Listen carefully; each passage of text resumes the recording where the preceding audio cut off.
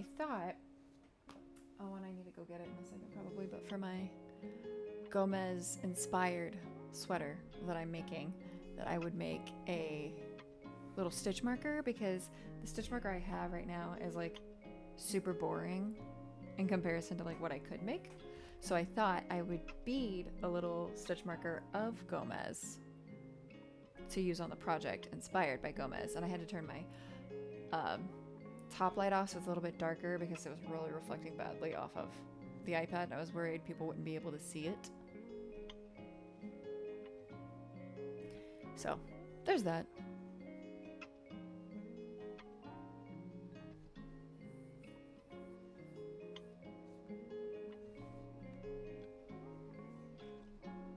Okay, so I'm gonna go ahead and I'm gonna get us started because this will probably take me a bit. And then if I run, doesn't take me as long as I think it'll take me, that's when I'll be like, all right, moving over to knitting. But I think it'll work great. I think it'll work great for my project. I think it'd be cute. But yeah, so for everyone following along at home, this is Beadographer. It's a free beading app. It's basically, you just make your own little pattern. The free version doesn't let you keep your pattern, so you kind of have to download it. It won't like hold on to it for you. But there's like a paid version, and you can kind of keep track, and you have like your own gallery almost of all of your beaded projects. I know a lot of people highly recommend it. I just don't bead enough like flat stuff. I usually bead onto like fabric. I don't normally brick stitch things.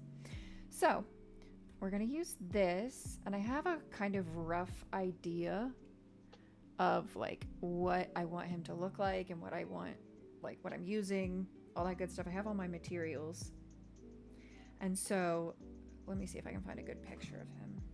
I took a really cute picture of him this morning. I think that's the one I'm gonna use as like my inspiration. Once again, I probably won't do the whiskers because they're so thin, but there's a very real chance. So we'll see.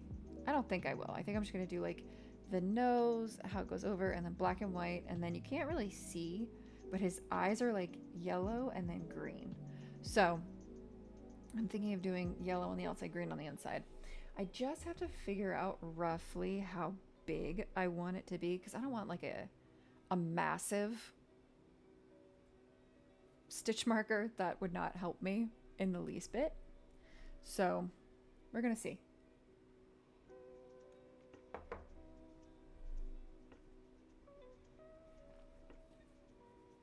me see. Do I have one? I thought I had made a cat at one point, but I guess not.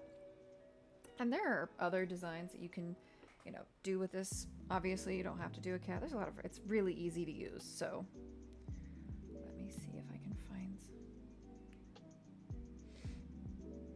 You could probably even do a derpy, like the big one we've been doing.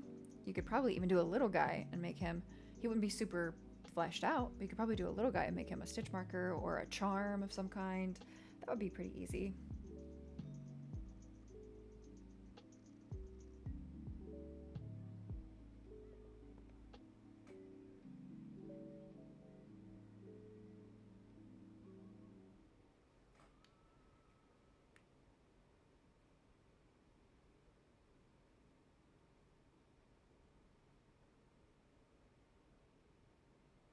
Yeah, perfect.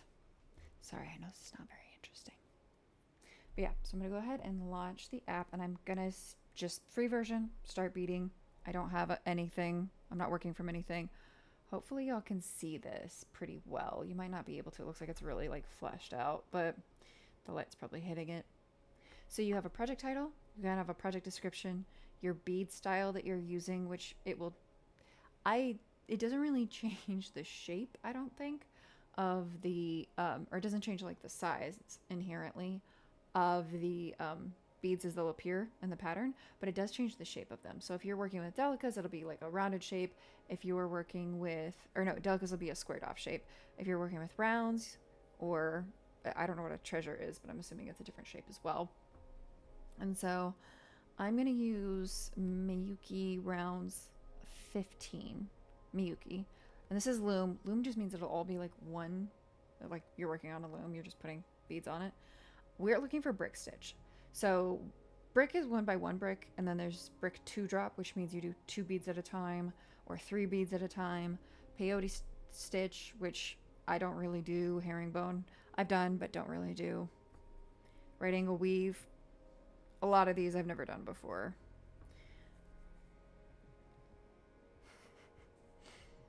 And then I just usually, unless I think something's gonna be like much bigger than 30 stitches, which I don't think this should be. I think 30, or not stitches, 30 beads. That's a lot. I'm not doing that. Oh, you know what I didn't do? Oh, dang it. I didn't give it a title. So let's give it a title. We're gonna call it Gomez. I don't need a description. No, loom. We're gonna go back to brick. We're gonna hit launch. Okay. Now hopefully you can see that, but there's like little lines and it looks like a brick wall. Like that's where it gets its name. I know that's probably not very exciting, but that is roughly what it is. Now I thought about giving him a collar, but his collar that we put on him is black. So there's a very real chance that I will try and do, and I have no idea how this is gonna look. I don't know. I'm just kind of spitballing here. I might spend half an hour fiddling with just the design. Oop. Nope. Let me see. Where's the thing?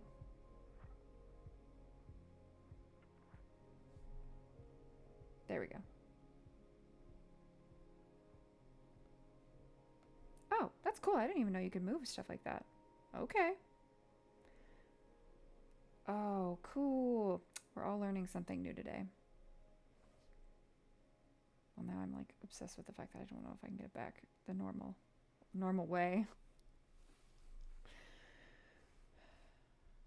But yeah, I don't recommend touching the bead part because you'll put color on it, apparently. But if you need it bigger or smaller, you can kind of fiddle with it. I'm planning on just using black, white, yellow, and green. Because those are, I'm going to do a little bit of yellow and a little bit of green. And so I'm trying to figure out roughly how I need this to look from what I think. And I might end up moving over to two drop brick stitch. We have no idea. We don't know what we're doing today. Okay, so we're going to start with black. And I don't have a stylus or anything fancy. I'm just going to use my finger. See if we start here. How many is that? 3, 6, 9, 10.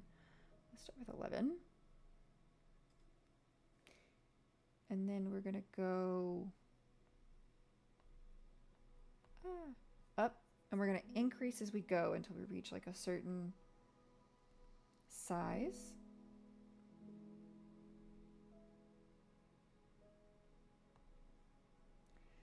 And then I might actually move this next row and make like the middle bit two drop. We're gonna see. Oop.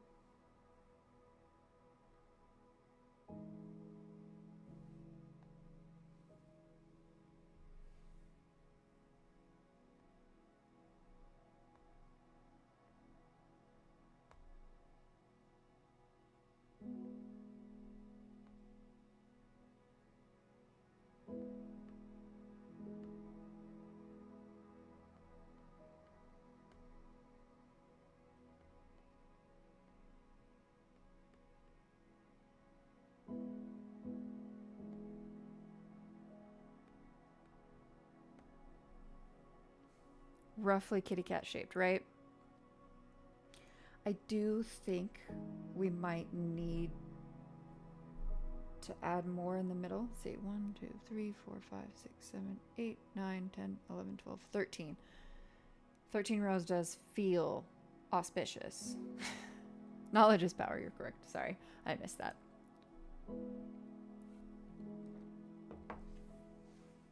But yeah, 13 feels auspicious for his colors. And then I'm trying to think, like, do I even... I don't think I have a pink that's small enough, but if I did, I could do like a pink in right in there for where his ears are, like right in the middle. I think that would be super cute. Kind of trying to get a general line here for his eyes.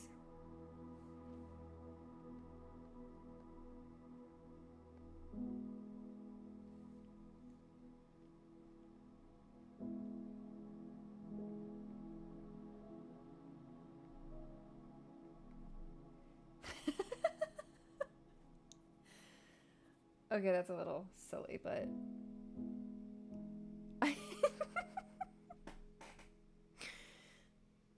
I think it works. He might not get a mouth. That's actually the most like concerning part. He might not get a mouth.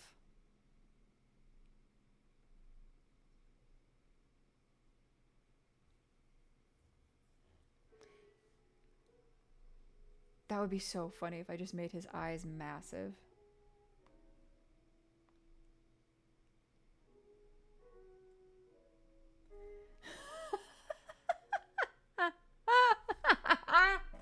That is one freaked out kitty cat. That's exactly what he's looking like. He's just eyes, no mouth. I have no mouth, but I must scream, Father. He is a bit intense. I think we would need to make him bigger if we were going to. And you know what? 11. Let's see what 11 looks like on a needle. Or 13, or whatever it is I started with. So this is the other part of the process that I find so funny. Is that like you'll have an idea, and I'm used to working in 11s, and these are 15s. I don't know if I've ever made a term in 15s, or really even beaded in 15s like this. Here's this janky old needle I have. You probably can't even see it. But if we started out with, how many did we start out with here?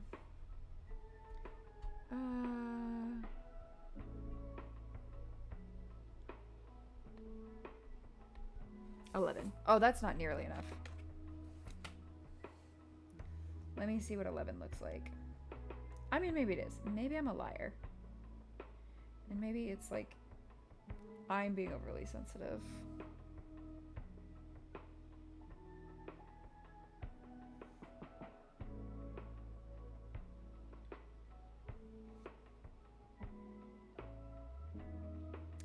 That's not bad, actually. For like a stitch marker, because most stitch markers are about that size, and that's the smallest it gets. So 11 is not bad. 11 is reasonable to work with as a base. Let me put this back on my table over here, actually. Okay, so 11 is not a bad base. But because of the way his sweet little face looks,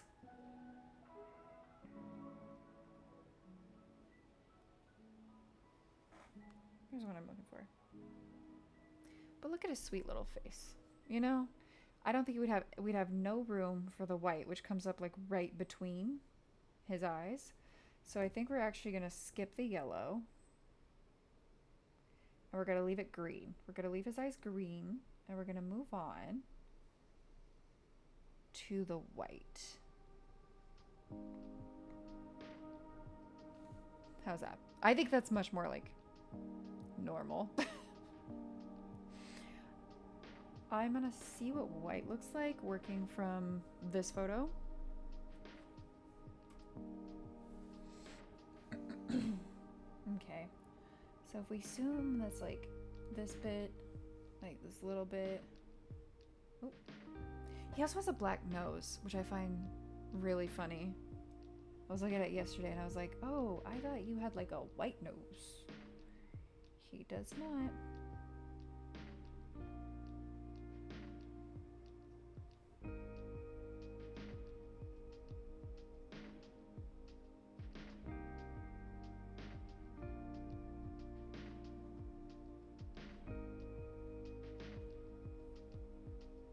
I don't even think I have a pink in this color or in this size.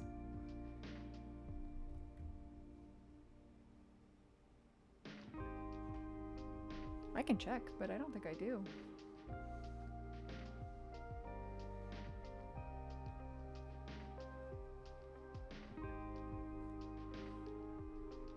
Okay, that's a little better because he doesn't have like a unibrow per se.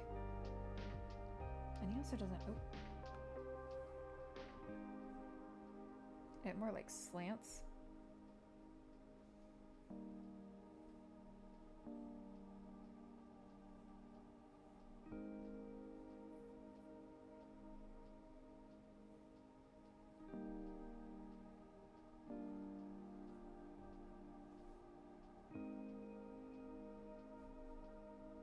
I mean, he does kind of have a unibrow. He's a sweet boy.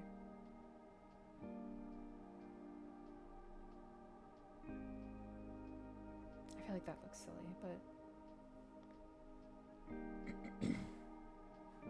he's like, and I'm sure it's just my angle that I'm seeing on this photo. Let me see if I have any that are more straight on. He's just so bagely. He bagels. And he's just always in motion. See, that's a pretty good one. But it's hard to differentiate, like, so if we got rid of these, right?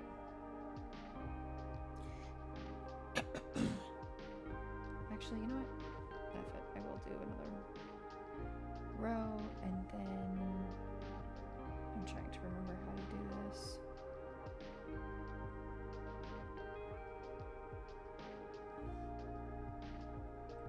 There we go. Okay. That's even more horrifying. Cool. Or should I do it with the... No, I'm not doing it with the eyes. So working from...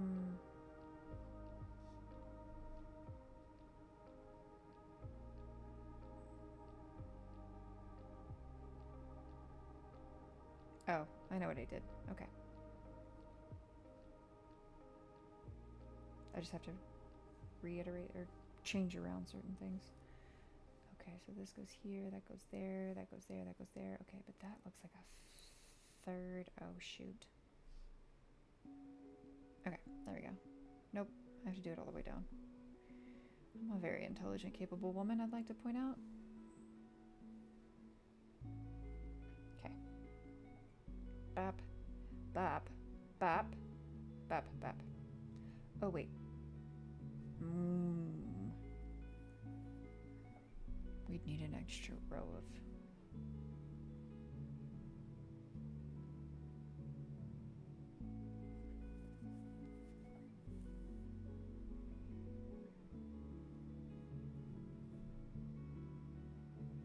I'm thinking, what am I thinking? Does he need an extra row?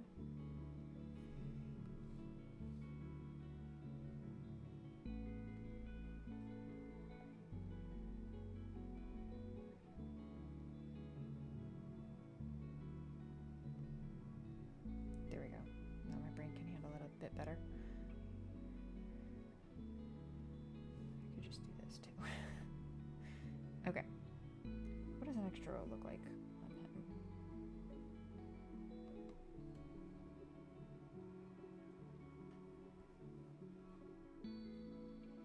So we're gonna change our photo over to this bad boy. Because he's just more direct, much more straight on.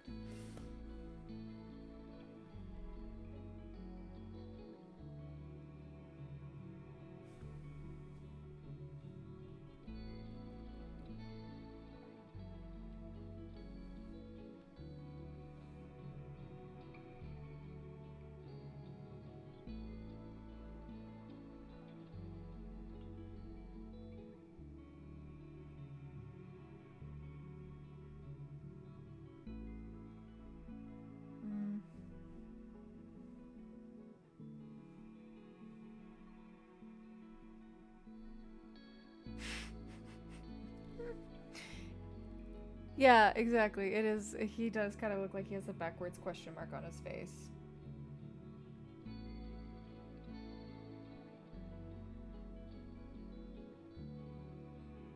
I'm trying to get a good feel for like just how far up it goes. Promise he's cute.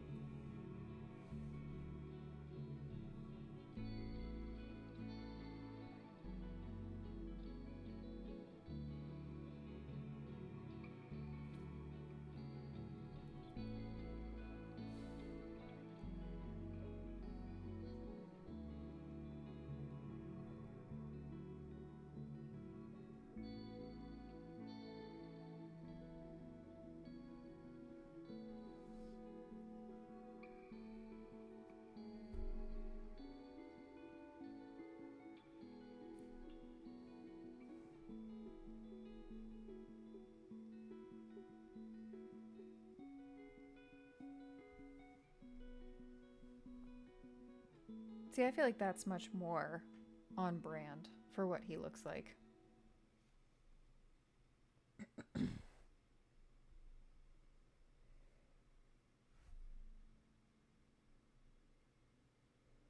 Now I'm sad I don't have the pink. Let me actually get my giant toolbox. BRB. So I feel good about this. And not only that, I have these 2 beads that I picked up in Japan that say they're 11/0s, but I get this sneaking suspicion they might be 15s. And so I was thinking I could try out, so this one's a mix and this one's just regular pink. I was thinking I could try out and see what they look like whenever I'm making with them and see if they match, and they are roughly similarly shaped. These are, I think, delicas, which is the only thing I'm a little worried about, is like it being too sharp of a shape in comparison. But we're gonna see. We're gonna see if it works. And I've got these like really light ones, which I think will work better, as opposed to, and if I think they're boring, I've in this mix there's that like a couple of these really, I don't know if you can see them, but like really pretty hot pinks. So I have high hopes. And again, I thought about doing like little lips or something, but I feel like he just doesn't have little lips. I feel like he doesn't have a little nose. I mean, he does have a little nose. It's just black, so it's hard to see.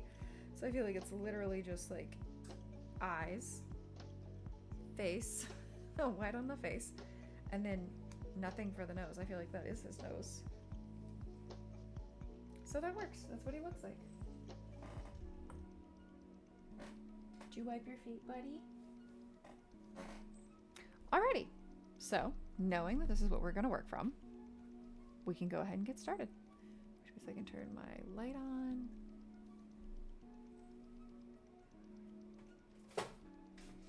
That's my husband. He's helping me. And I'm actually going to put it on its side and put it just out of, well, actually I could probably just leave it in frame realistically so that we all kind of remember what I'm working from. Move my water bottle. Get all my stuff going.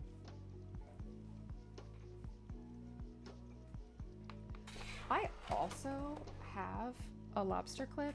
We'll see if I end up using it. We're gonna see. We're all in this together. We're all on journeys.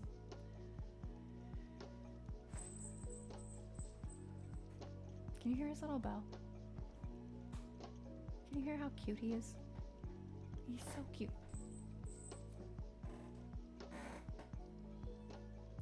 I know, baby. He also almost tricked his dad into feeding him twice. Twice! 2 feeds. And roughly an hour apart.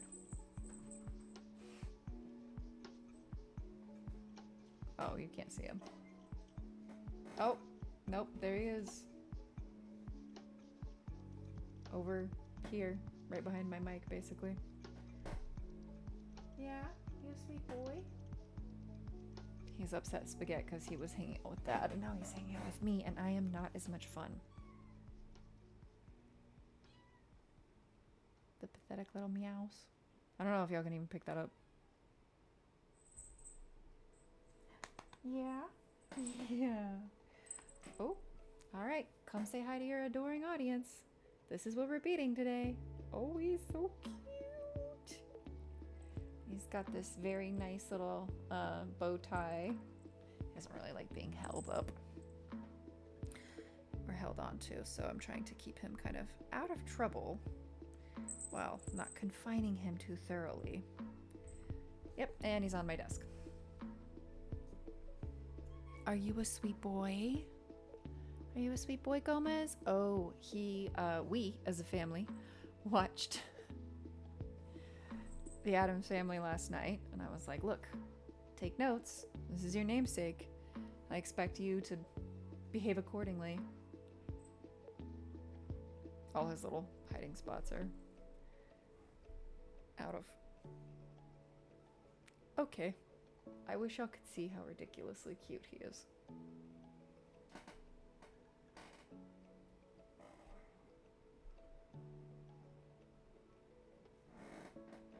That will be going on my Instagram, don't worry.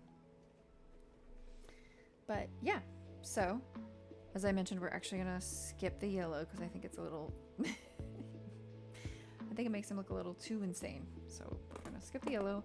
I have the black left out from whenever we did, or whenever we were beading Derby. I just didn't put it back. I did put the other colors away because I didn't want too much on the board. You're not gonna need a lot for this, and I'm actually worried it might be too small.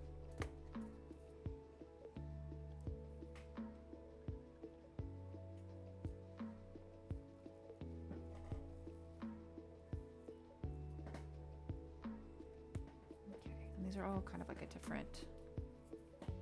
I don't even know if you'll be able to see. Ooh, do I need to move my face? Probably. Let me move my face right quick. I'm sure this is very jarring for everybody involved.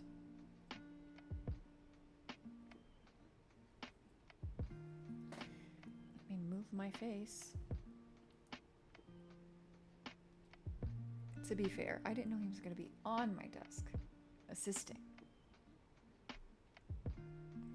He's just got one paw. He's like on top of this like small stack of books over on my desk, and he's almost entirely on it, and then he's just got one arm just hanging off, and his paw is like this. He's so ridiculous. Oh, did you hear me talking about you? Is that why you needed to come over? Yeah. Girl, what are you doing? Boy. You don't want any of that? Oh, I realized I didn't give you a list of materials. So, we're going to be using a size 11 beading needle, and then I'm actually going to be using this black Wildfire. Hopefully you guys can see that. 50 yards, 0.006 inches, 0.15 millimeters. I like this for really thin stuff. I haven't used it on 15s yet, so I'm trying to figure out if it'll even work for 15s. But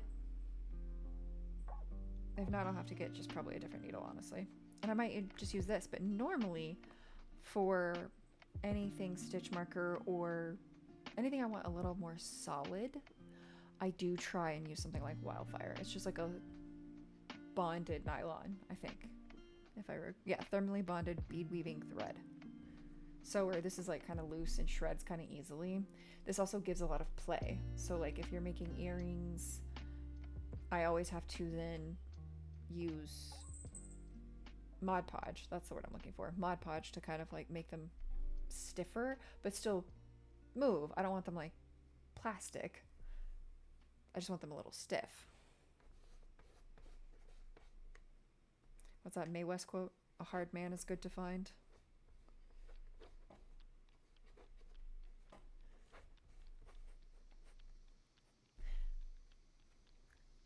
Alrighty, and then I've got a little lobster clip that I'm going to use for adhering to my stitch marker. I have high hopes. I actually am realizing now I'm not entirely sure where I'm going to adhere it from, because I feel like it would be a little silly to put it on one of his ears or between his ears. He's very interested in whatever is going on over in the corner. Very interested.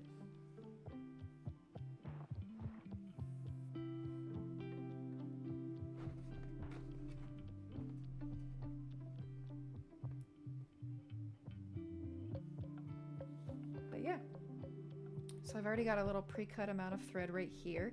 And because of the way that this works, you don't really need to condition it. So like with the threads that are looser, that shred, you need to condition them so that they'll kind of stick together. This is heat bonded. It won't shred like that. So I'm just gonna put it through my needle, theoretically, if I can get it to work. I actually don't remember if this one fits. It might not. I might need a bigger needle. It's so interesting the things I can and can't do left-handed. There's so many things that I can and can't do left-handed. Like it's much easier for me to thread a needle left-handed usually. Let me see if I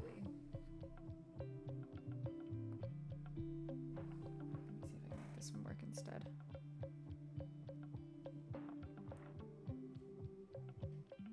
Because that eye feels like it looks bigger.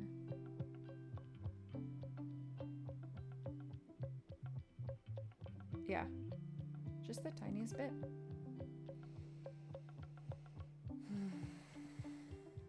All right, and I'm gonna use my stopper. I'm gonna use a green bead for my stopper bead. Great, okay, this works with the 15s, excellent.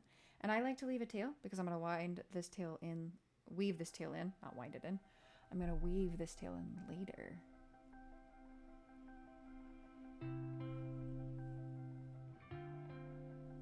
And this is just our stopper bead. It's not important, it's not hanging out, it doesn't live here. It doesn't have to be perfect, you don't have to worry about anything. We just want to make sure that whenever we go to start putting other beads on, it's not falling off. There's something to stop it. Now when you start a row of brick stitch, you start with 2 beads. And this is going to be very confusing probably the first time that you see it, because it's very hard to like show the start of brick stitch. But if you can see those 2 beads, hopefully you can, they're so tiny. You've got your thread coming out the top, and you're gonna go under the bottom and through that first bead. I'm really glad I chose to do this on itty bitty little beads. This is very helpful, and I'm sure will not backfire in any way, shape, or form. And there you go. Do you see how it just sort of makes this like line, this row? That's what we're looking for. And then you go down through your second bead because you're securing your second bead. And then there you go, your first 2. And I'm insane, so I usually try and go through another time. Oh, actually, on second thought, if I'm weaving in these ends, I'm not gonna do that. I'll do it later. So then you pick up another bead and you go through the top of your previous bead.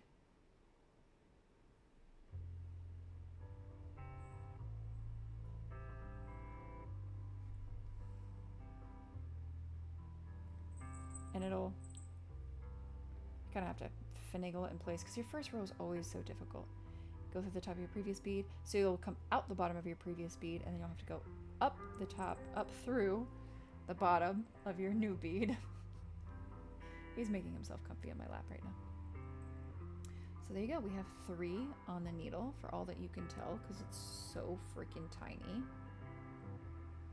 Again, tiny is good. We need it tiny so that it'll be easy to use as a stitch marker, even if it's hard to see. Because we ended up going up through the last one, we're now going to go up through that same one, the same way we did from the bottom to the top, to add the bead to our row. There you go. And then you have to go down. You're kind of making these like loop-de-loops is how you have to think of it, like as you go along.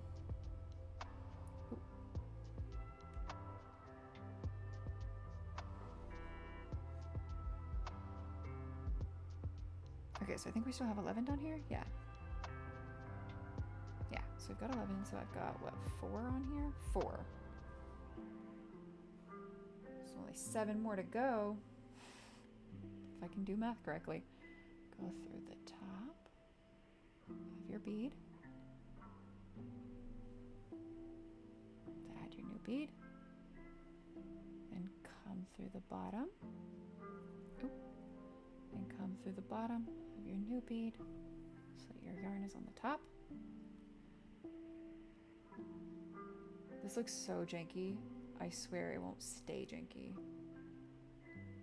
So we've got 5. I mean, it might stay janky. I might be lying to you. What do I know? I know nothing. Come to the bottom.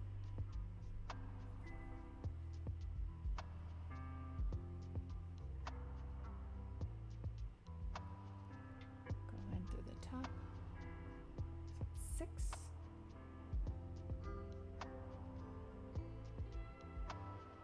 Come through the top. To add your new bead. Make sure you're setting everything next to each other correctly. And then come to the bottom.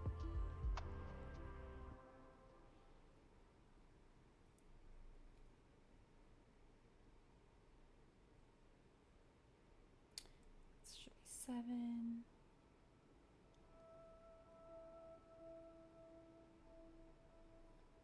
Come to the bottom.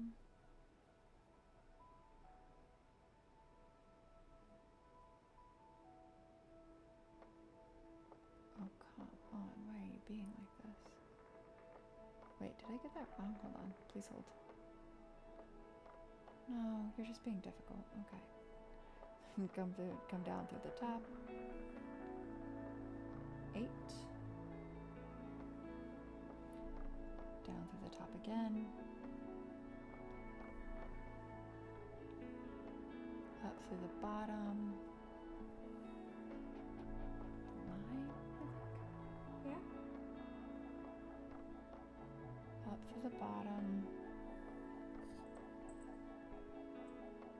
down through the top maybe, if it decides it wants to work. 10, I think that's 10. Ooh, girl, she looked janky.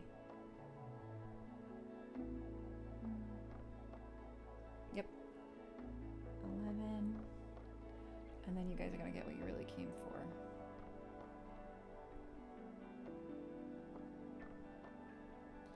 Down to the top,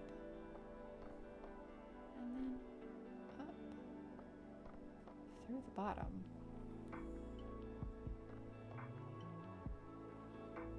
And then giving the people what they really want. The namesake in the lab, just chilling.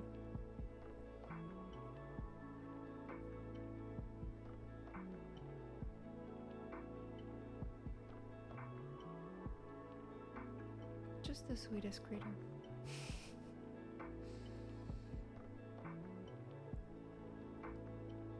But you know, he's getting enough attention as it is.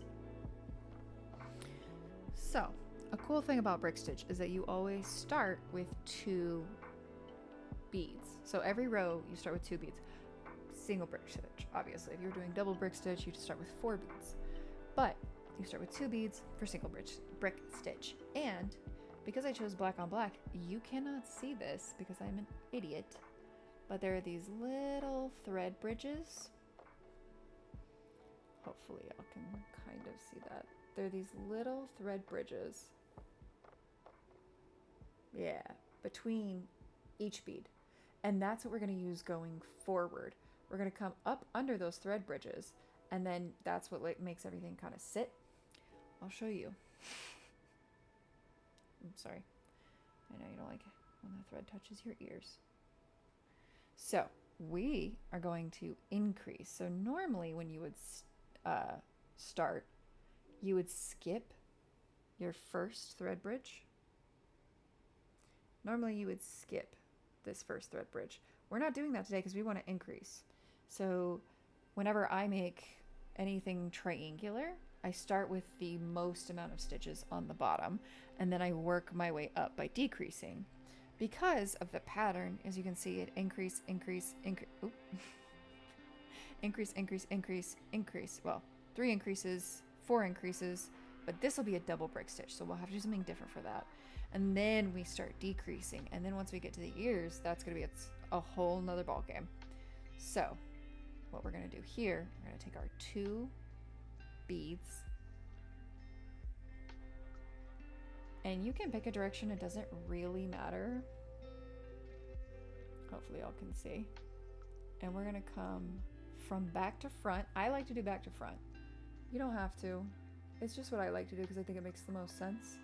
You go back to front, so the needle is always kind of coming towards you. You are always working with the needle coming towards you so that you know exactly where you are.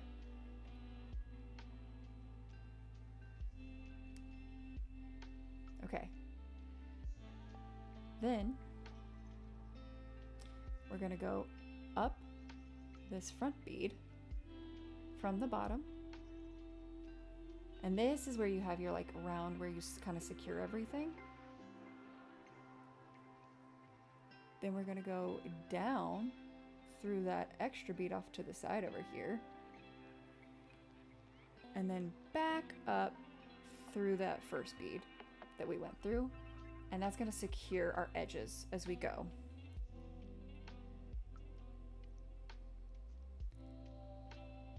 And I like to be kind of extra with this. You don't have to be because again, you're going to be doing so much stuff as you go.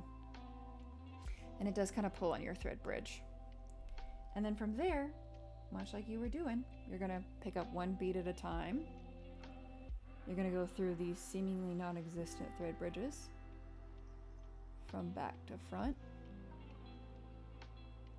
This is hard to do from where I'm like looking at everything with y'all. Let me make sure I'm doing that right. In fact, yes. Back to front, and then up through the bead you just put on.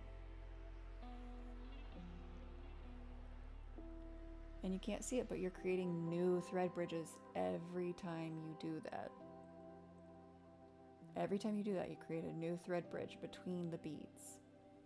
So that'll be what the next row is built upon, and then the next row, and then the next row.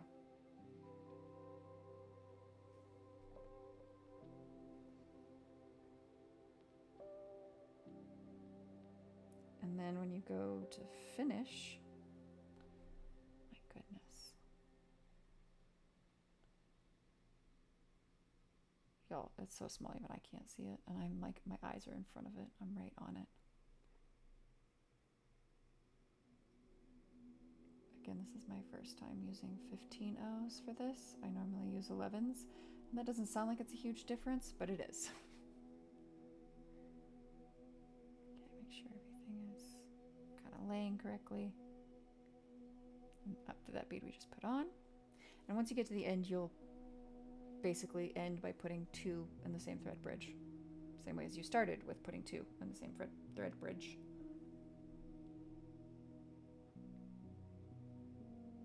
There have also been times that I've made like basically an Ouroboros out of my own beading and been like, well, I don't know how that happened. We just have to rip the whole thing out.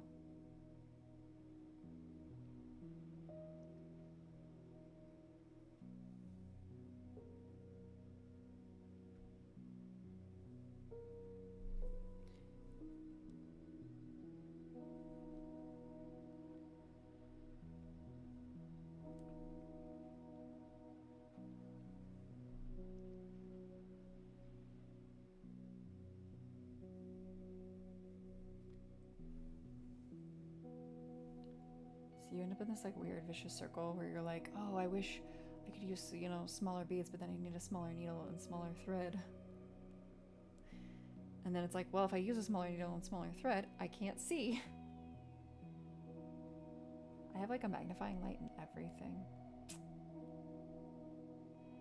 But I decided, nah, I don't need that. That would be cheating. Girl, cheat.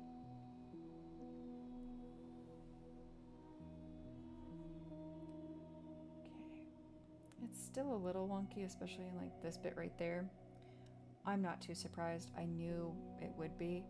And if you really don't like it, fun fact, you can actually add more beads to the bottom anyways. Like, you don't have to just sit there with something you don't like, especially if you don't like the bottom. We could add a collar, even though his collar is black and I wasn't planning on it. We could add a collar. Oh shoot, you know what I forgot to do this whole time? White. I made his whole thing black. I didn't do any white at all. Now I have to rip the whole thing out and go right back to the beginning. Isn't that, see? This is what I'm talking about. Don't get distracted unless you're me. And then it's absolutely totally fine. Oh, this is gonna be not fun at all. And he's so cute. He's being so cute in my lap.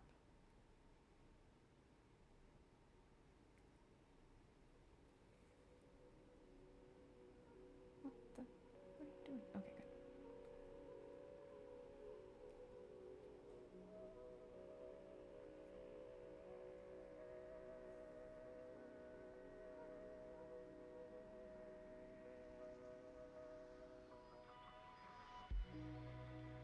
Oh, and oh, girl, what? Oh, okay, there we go. See, if you do have to rip something out, that's kind of what you want, is to be able to see the two distinct threads, and then you can kind of separate them further.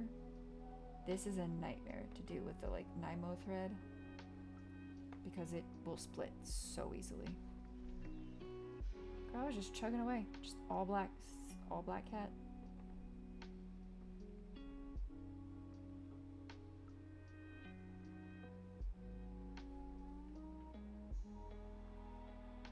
I feel bad because I have to go back to like the 5th or whatever. No, that's the wrong one. I have to go back to like the 5th bead at the very beginning.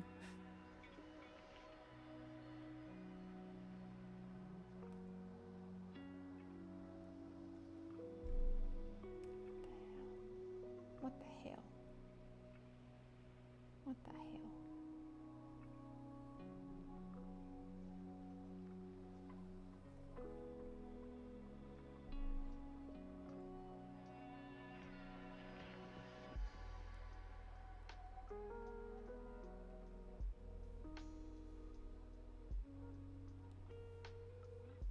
Don't stick them in your mouth. I'm a professional.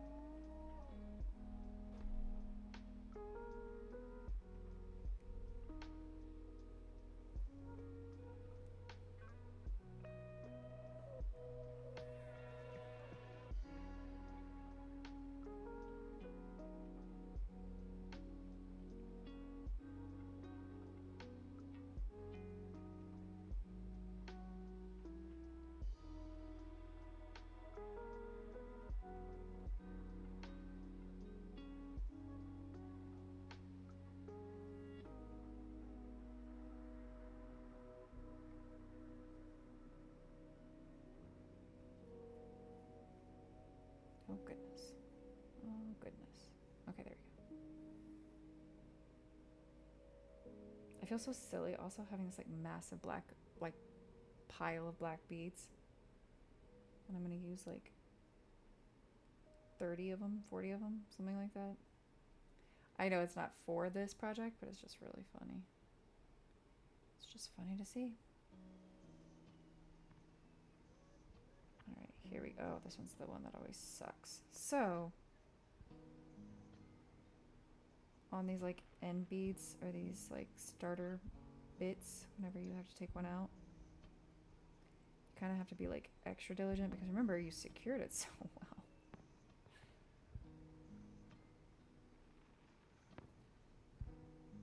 Which is great. Good for us. We need things secure, okay?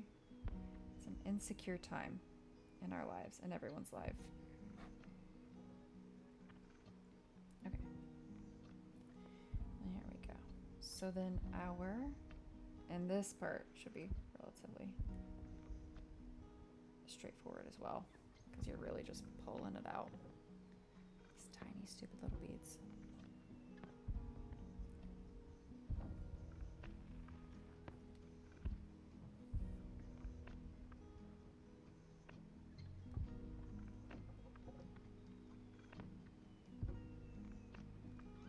This is a lot more like of a straightforward portion than you would think. And our, what, 5th bead is the white one? I was like, wow, this doesn't have a lot of definition. That's so crazy. And now we know why.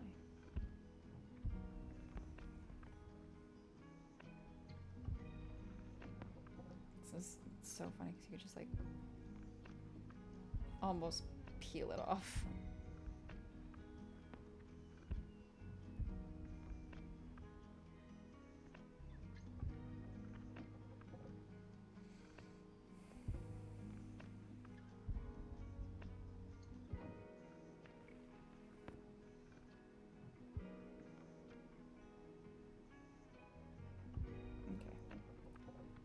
Should be the last one we have to rip out.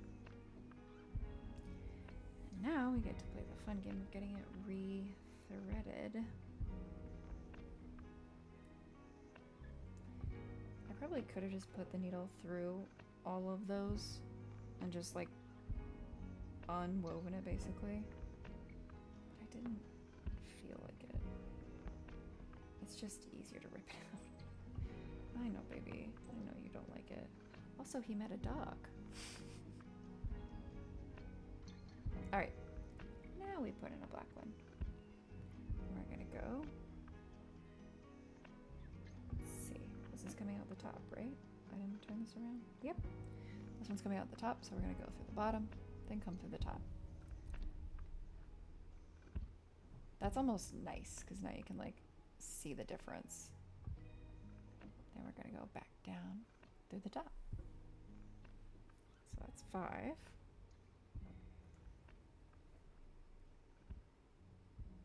Down to the top. Oh.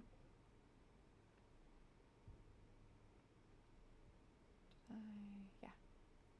Up through the bottom. 6. Up through the bottom. Sir. I said.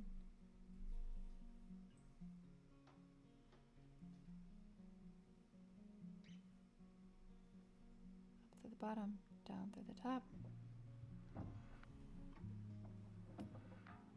7, is that correct? Yes, 7. Down to the top.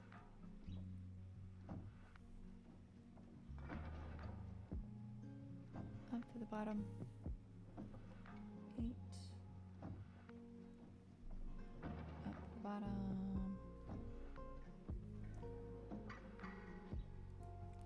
Down to the top. 9. Down to the top.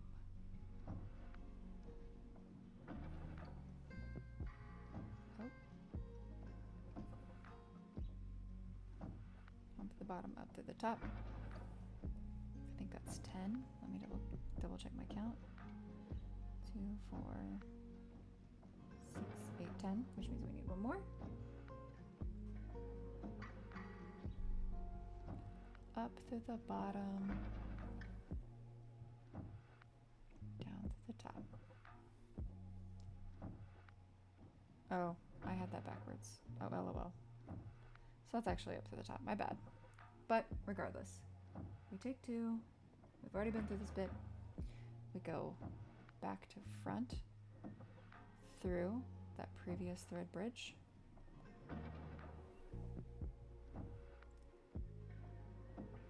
That's it. Okay. Then we go up that first bead.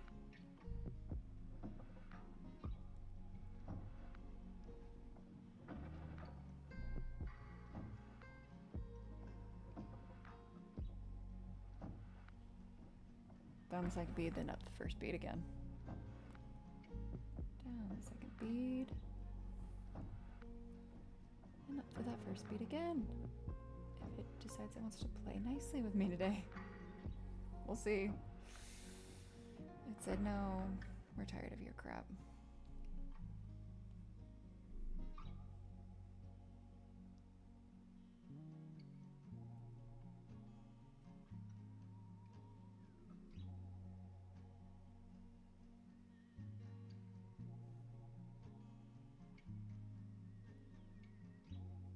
Okay. Let's keep going and see if we can make this work. If not, we'll just move on to something else because I'm not in the mode. Okay, back to front through the next bead. And we've got, let's see, 2, 4, 6, 7 until we need to use another white bead, and we're already at 3. He'll just be a little janky. But that's okay, he's a little janky in real life.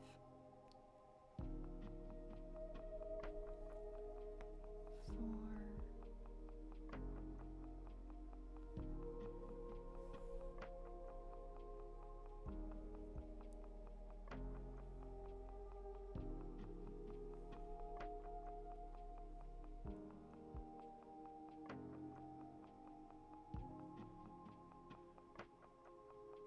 Find my freaking thread bridge because everything's so small.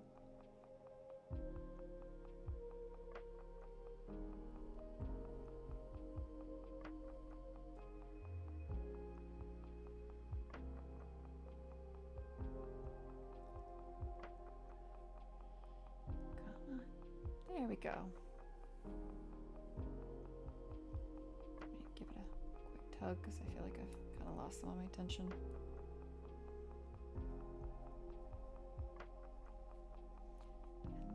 What? 2, 4, 5. Yeah. We need 2 more black, then a white, and 4 more black.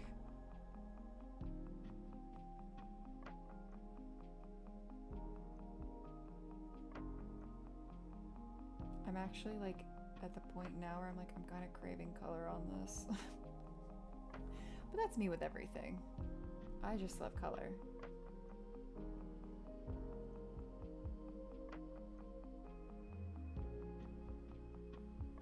If y'all can't tell from how much of it I own.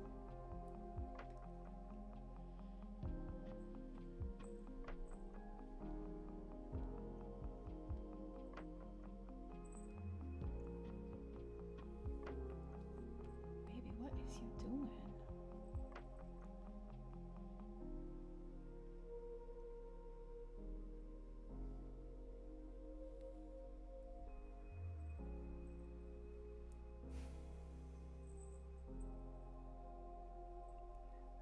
Should be 7. Yep, 7. 1 white. Going through that thread bridge right there. There we go. And black all the way across. And remember, we're going to add an extra black at the end, or an extra bead at the end. It doesn't really matter what color.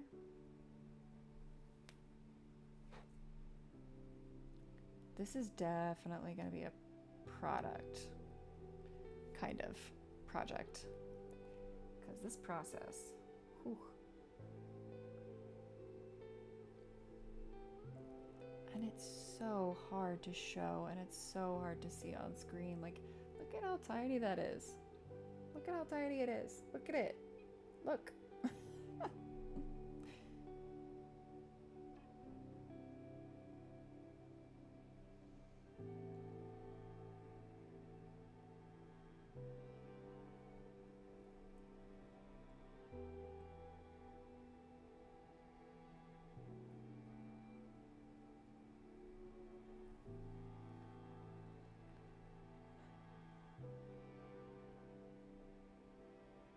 Did you just flip over my guy?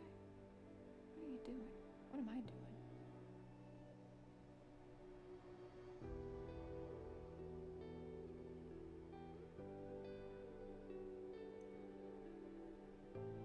What did you get caught on? Oh.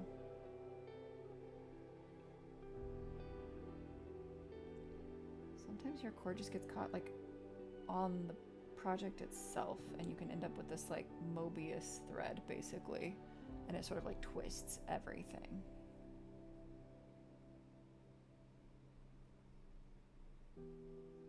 Which is even easier with like smaller threads, right? See, this is what I'm talking about. So this is a bead as I lose it.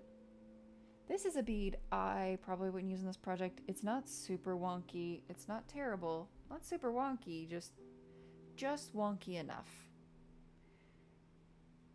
If I was beading flat, it wouldn't bother me, but because I'm beading something that's kind of making its own shape, it bothers me a little bit more.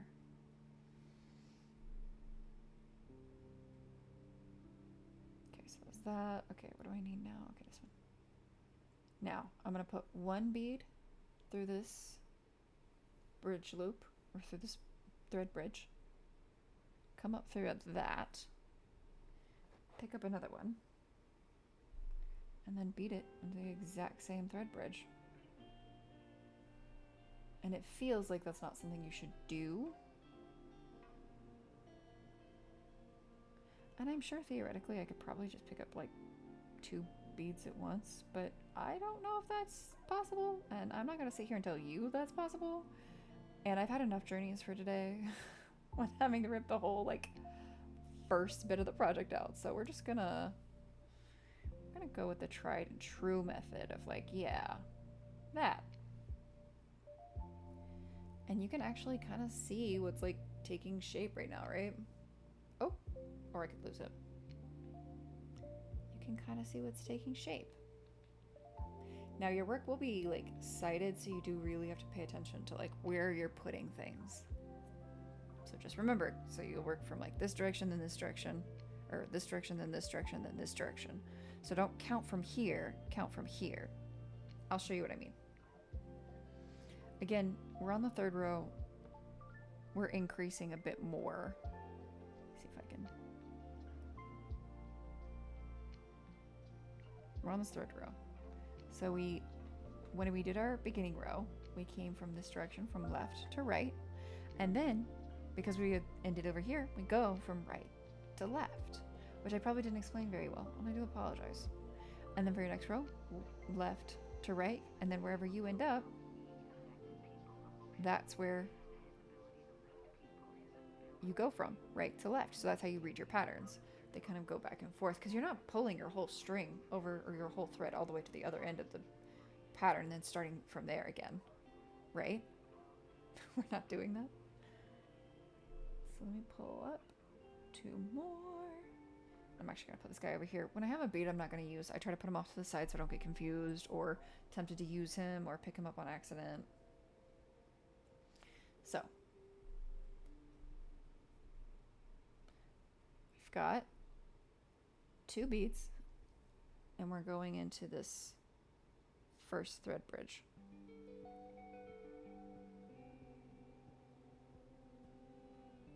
I think I got that right. Let me.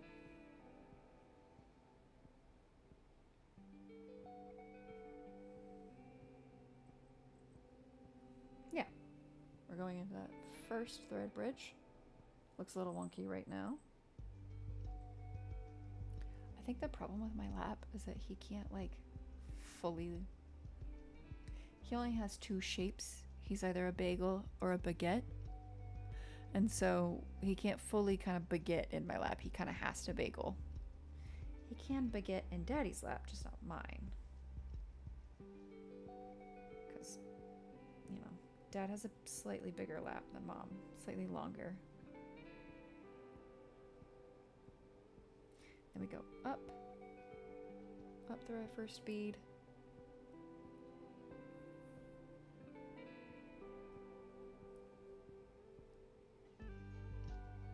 Down through that side bead,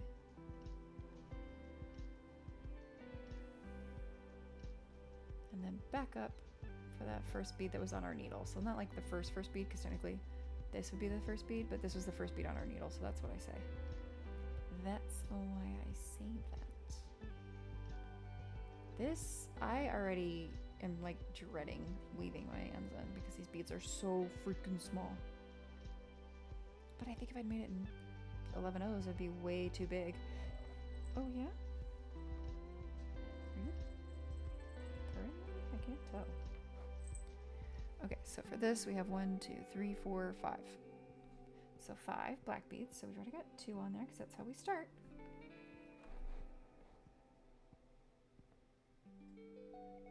Then going back to front through the next thread bridge. And some people turn their work as they go. I'm not one of those people because it just kind of throws me usually. 3.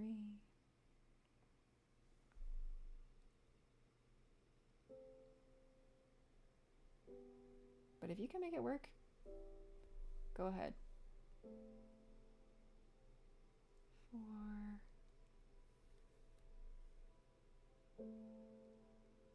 Wait, that can't be right. What?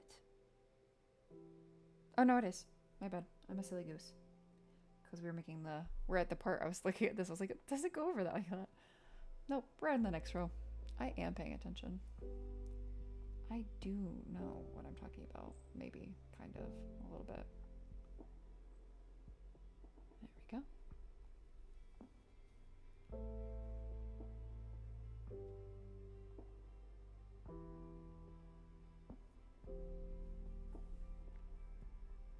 Okay, so that should be our 5. 1, 2, 3, 4, 5. Yep, so we're gonna pick up a white bead. I love that I didn't even bother trying to like give him a mouth or a nose. I was like, nope, this is what he looks like. He's got a black nose.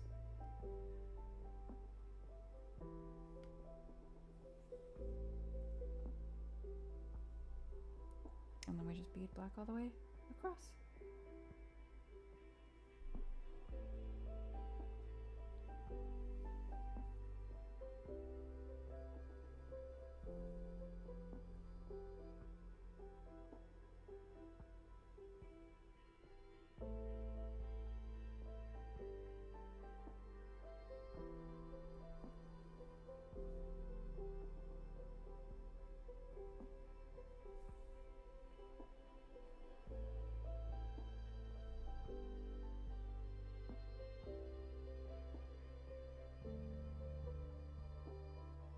I'm also trying desperately not to break any beads, which I know can happen. I don't know that from experience, but I hear it happens. And that sounds heartbreaking. Sounds heartbreaking to be like in the middle of a project and be like, oh, I crushed this bead basically by putting too much tension on it. Also just doesn't sound safe.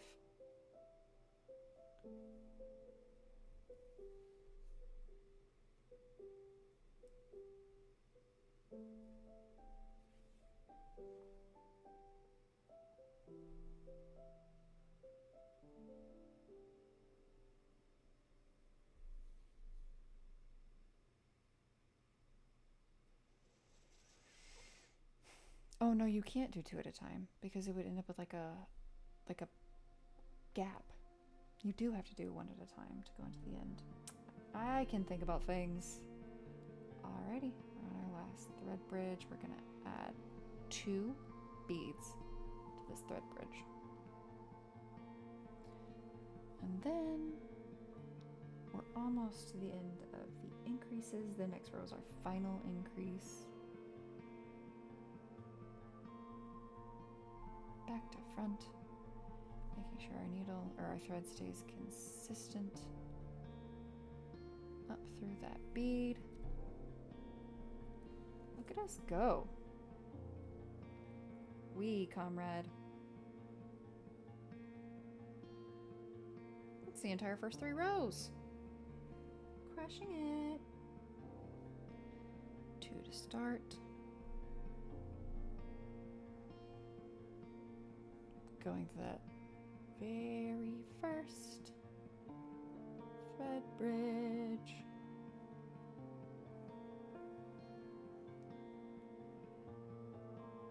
And then you go up through,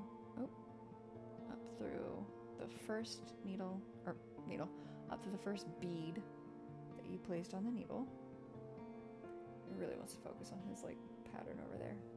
And then you come down through the next.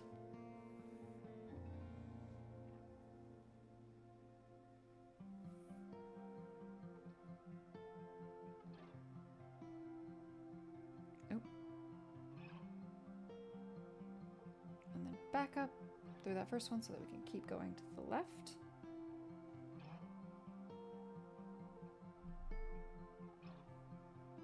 Oh, I twisted my work. Excuse me. And then we need what? 7? Yeah? Yeah. So I've got 2.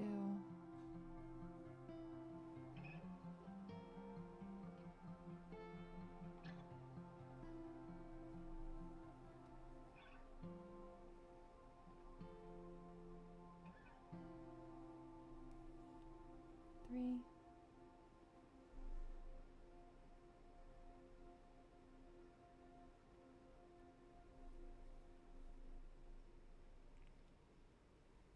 4.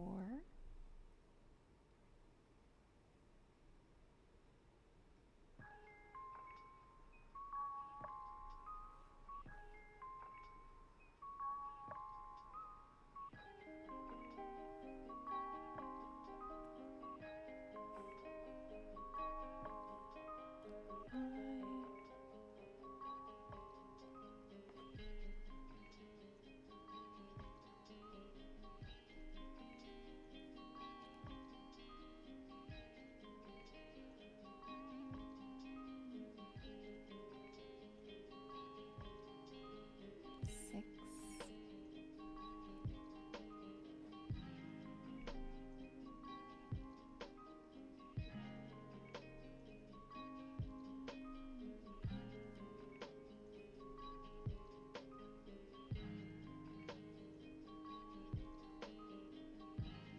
7.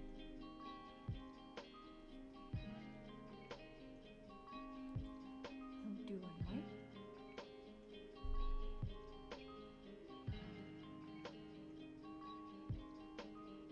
Yeah, that's the right spot, I think. 1 black. Okay, so the next one's gonna be extra confusing, so just a warning. And then we go black all the way across.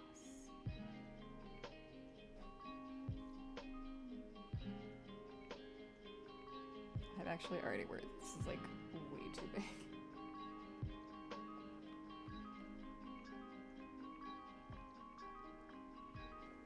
For a stitch marker. We'll see.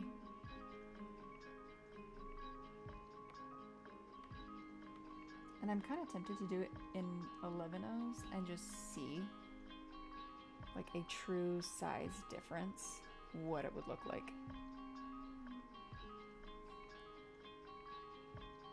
I think in an 11/0 at this size, it would basically be an earring.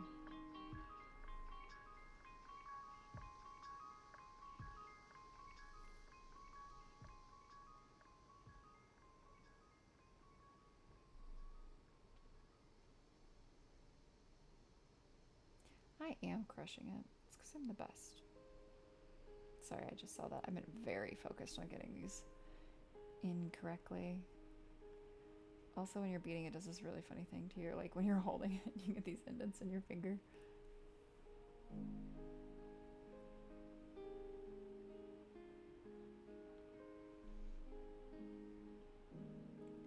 I like brick stitch beading. I think it's incredibly calming. I know a lot of people apparently find it very boring, which I find very surprising.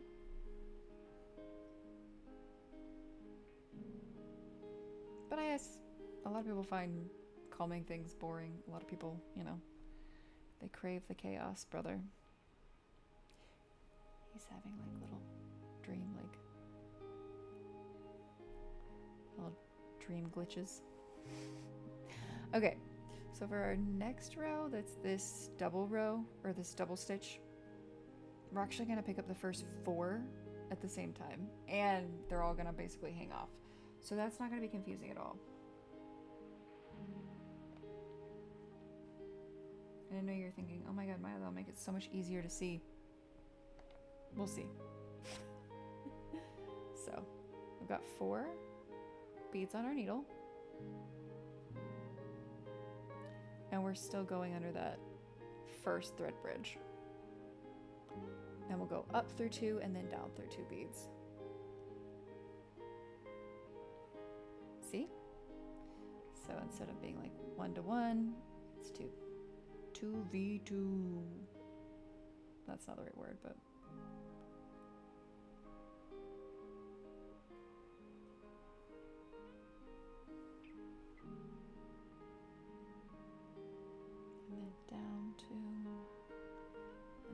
back up to secure. I can see where this thread got a little frayed from whenever we were doing stuff with it earlier. I feel kind of bad.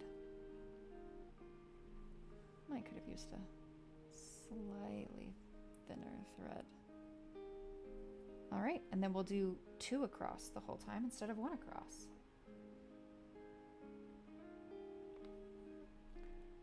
Are you having fun yet? Say aye aye, Captain.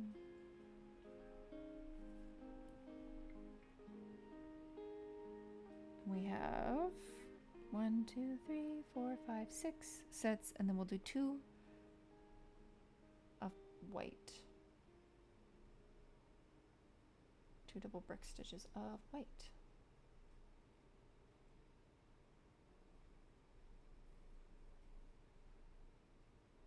We're already at 4. Man, when you do double brick stitch though, it's so fast in comparison to, like, as y'all have seen, how slow the like single brick stitch is. It's so much faster. You just create so much like project. I don't want to say earring because I usually use it for earrings, but like I don't want to say earring. You create so much project so fast. So that's 3, 4, 5. I think we said we needed 1 more set of 2.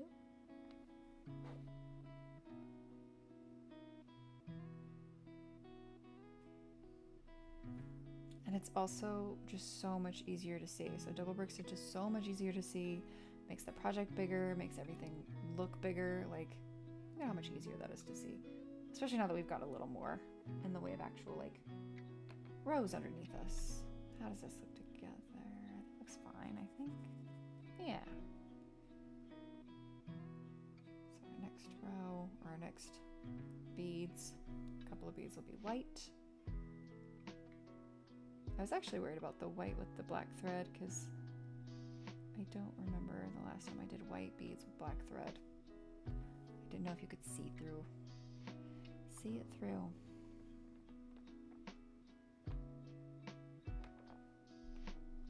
Those look pretty good together. So our next set is going to be white, back to front.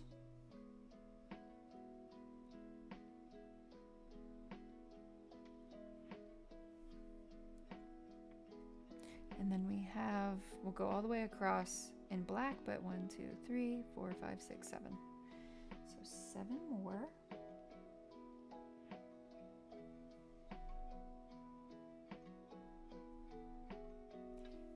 It's so funny. I'm gonna get to the end of this and it's gonna be like, wow, all that time for something so small.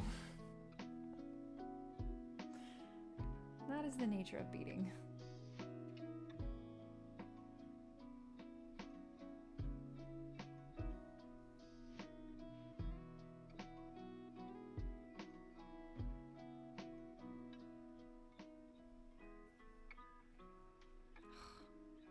I do this all the time where I like catch my tail in my working thread. I do it all the time. It's so aggravating.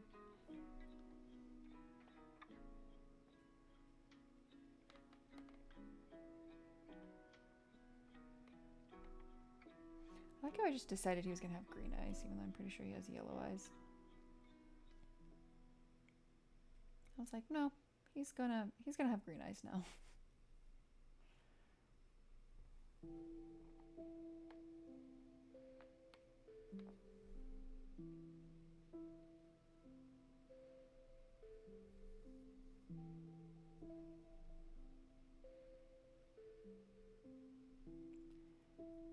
Sometimes you get beads that are just 2 completely different sizes from each other, which is also very annoying.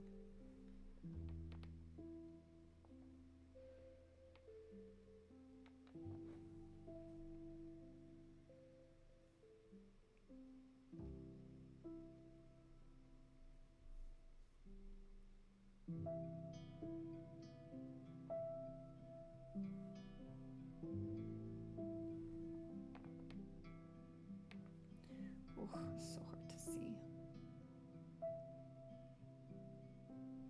Maybe I should get some like magnifying glasses. He's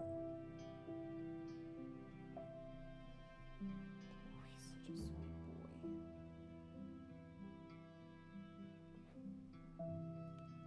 Alrighty. Last one for this row. He is wiggling in my lap. Just wiggling. I'm like trying really hard to be quiet so I don't bother him.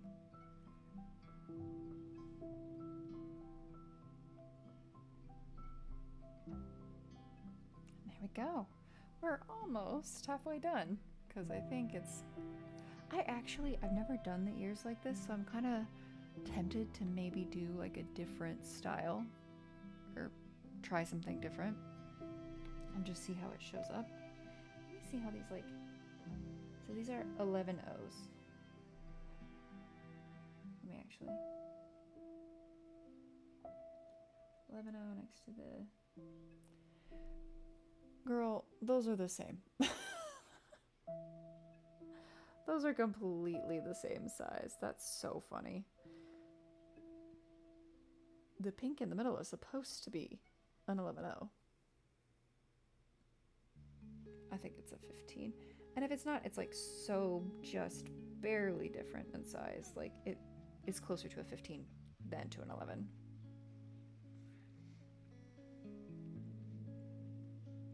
Okay. And now we're on this row. So now, if Maya can remember, she's going to start incorporating the green.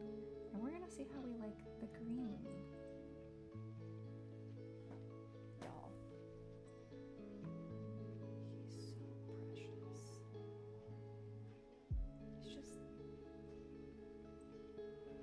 He's just a little baguette.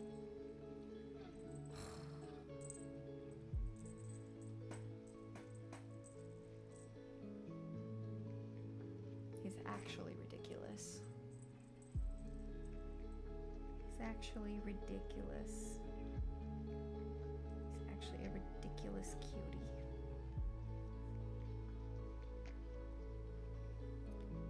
Hopefully y'all can see this. Oh, actually no. Oh, girl. Naughty, naughty. Okay, so I've gotten so used to increasing that I forgot to show you how to actually decrease. So our next few rounds, as you can see, because we just finished these two, our next few rounds are all decreased. Now we start decreasing. So instead of this first thread bridge that we've been going through for every row to increase, we're going to go into the second thread bridge. So not this guy, this guy. Hopefully you can see that. I'm sure it's impossible, but hopefully you can. And then we're going to do the same thing we've been doing. And it's a subtle shift, but it will pull the beading ever so softly, ever so gently in. There you go. Okay, so it's 3 black, and then we're gonna do 2 green.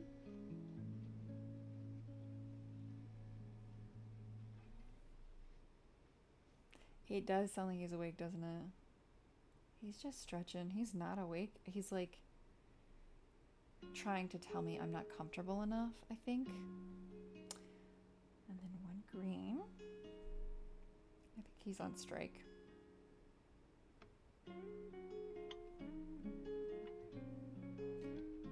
He's on cuddle strike. And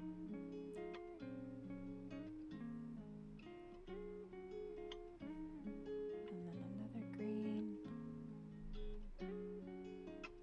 I also live dangerously when it comes to like my thread length. A lot of people would be like, if I don't have 47 feet of thread, I'm not even gonna get started. I'm not like that.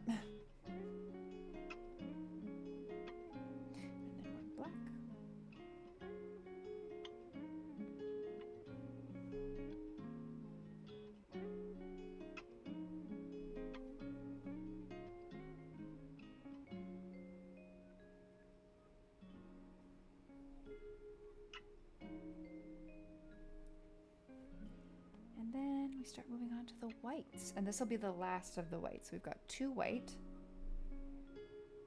And this will complete our sort of backwards question mark. That is the white on his face. It's a great way to describe that.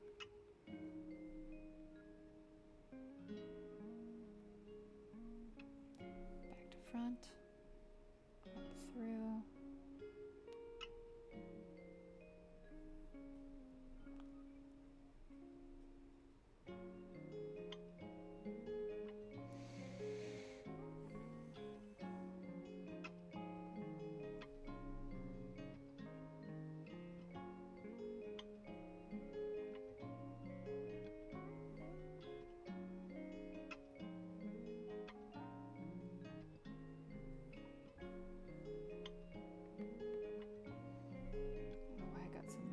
I only need like 6 of them, or 12 maybe.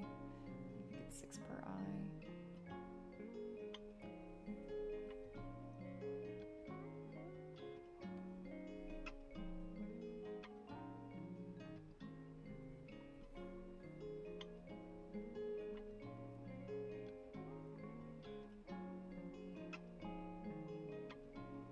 You're giving me so much crap.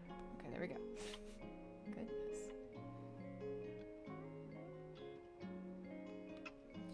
And then 3 black.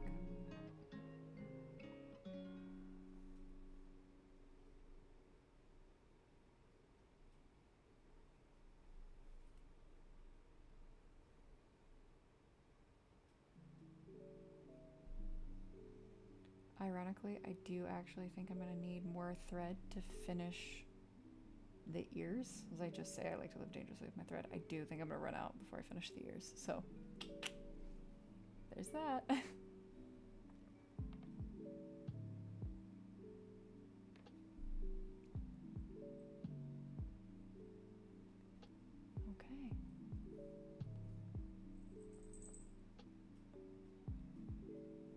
You can hear his little bell.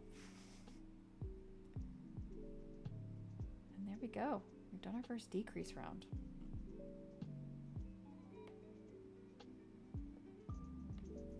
And then we're moving up to this next round. We've only got 3 more rounds for the body, or for the head, because we're here. And then 1, 2, and then a round of all black, which I'm not even sure we need.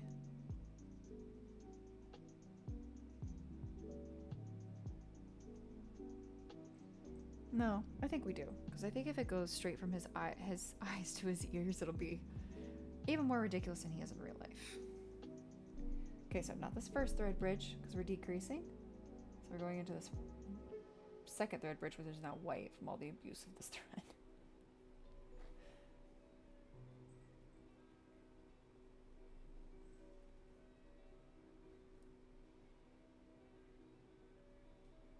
Down through the outside one, and then right back up through our first one.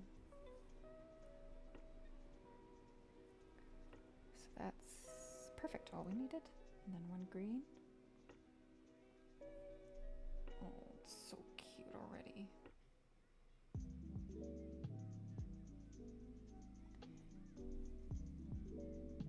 Maybe I should do this as a service, like for knitters. I'm like, send me a picture of your cat and I will make you a stitch marker of their face.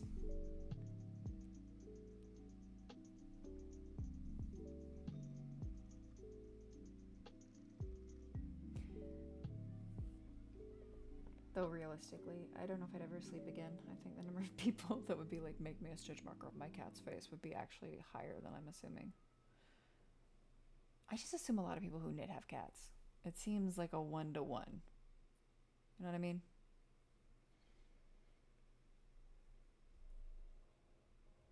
Okay. And then 3 black.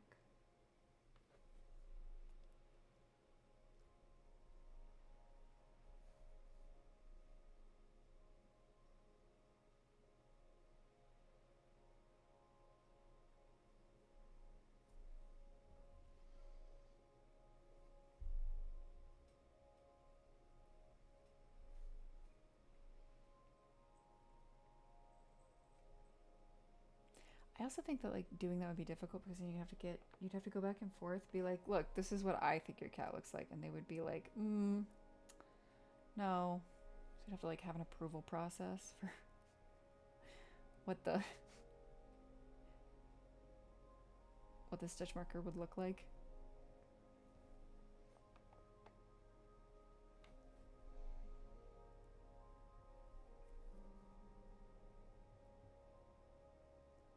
What's funny is I'm actually pretty sure I can get this into like a thinner needle, but we'll see whenever I attempt to weave in my ends, if that works out the way I think it's gonna work out. Oh, nope. See? Getting caught on stuff.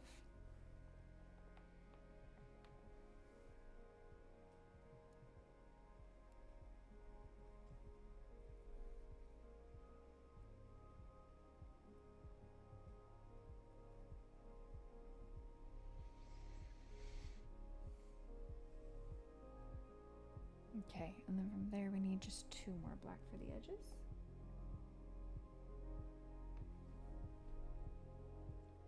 Because we're still decreasing.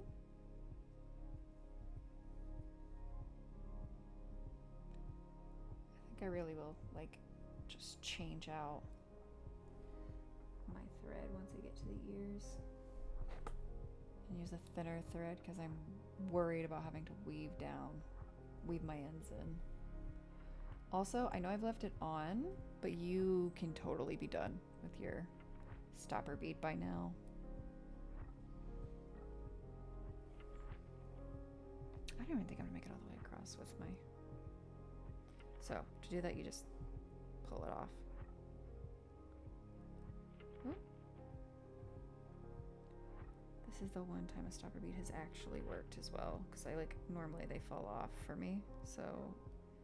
Of course, the one time I'm like streaming trying to brick stitch, that's when it's like, hey, we work now. But look, you can already see the vision. You can see his little face. It's adorable. Okay, we're done with the white, and because I am the way that I am, when I'm done with a color, I do try to put away whatever I have extra of it.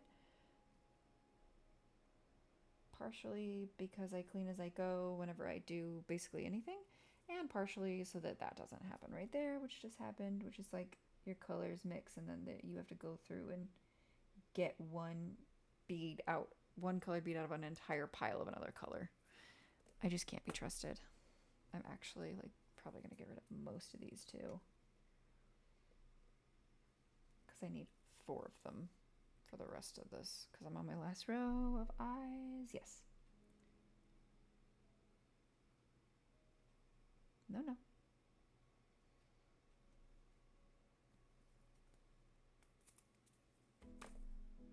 Perfect.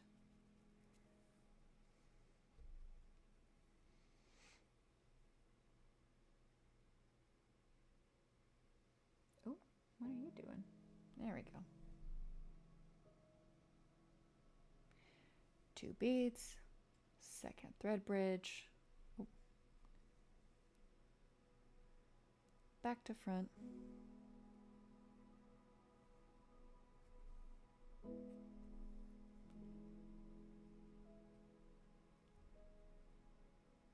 up your first bead, down your second, then back up your first bead.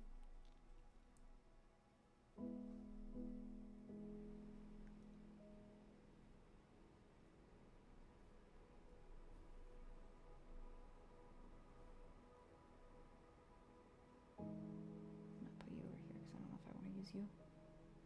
Oh, nope, that's it for those. And then 2 black, because we're at this top row, 2 black, 2 green, 4 black, 2 green, 2 black.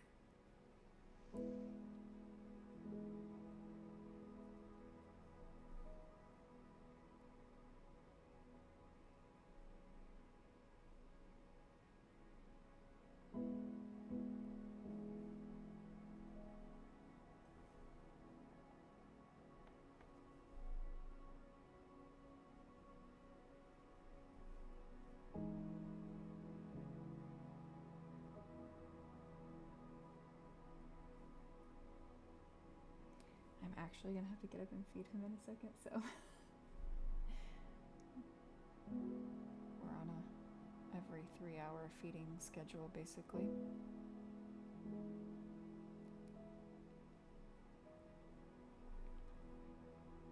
Oh, these little eyes. Oh my goodness. I am glad I went with green. I think they're perfect. I think they really stand out. I think they are a good approximation of what his eyes look like. Because his eyes are yellow and green.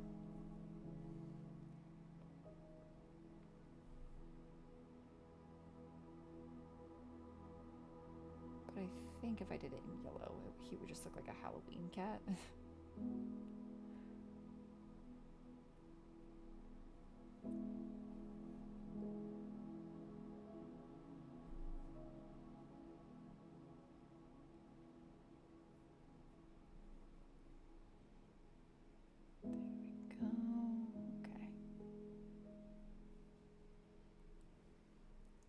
Our last 2 greens.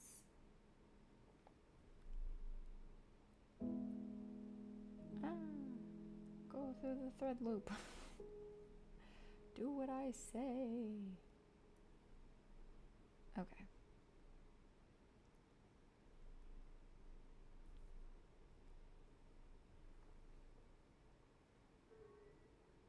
Nope. Almost picked up a black. I'm a mess. And I'm working from a pattern. You'd think I would be on top of it.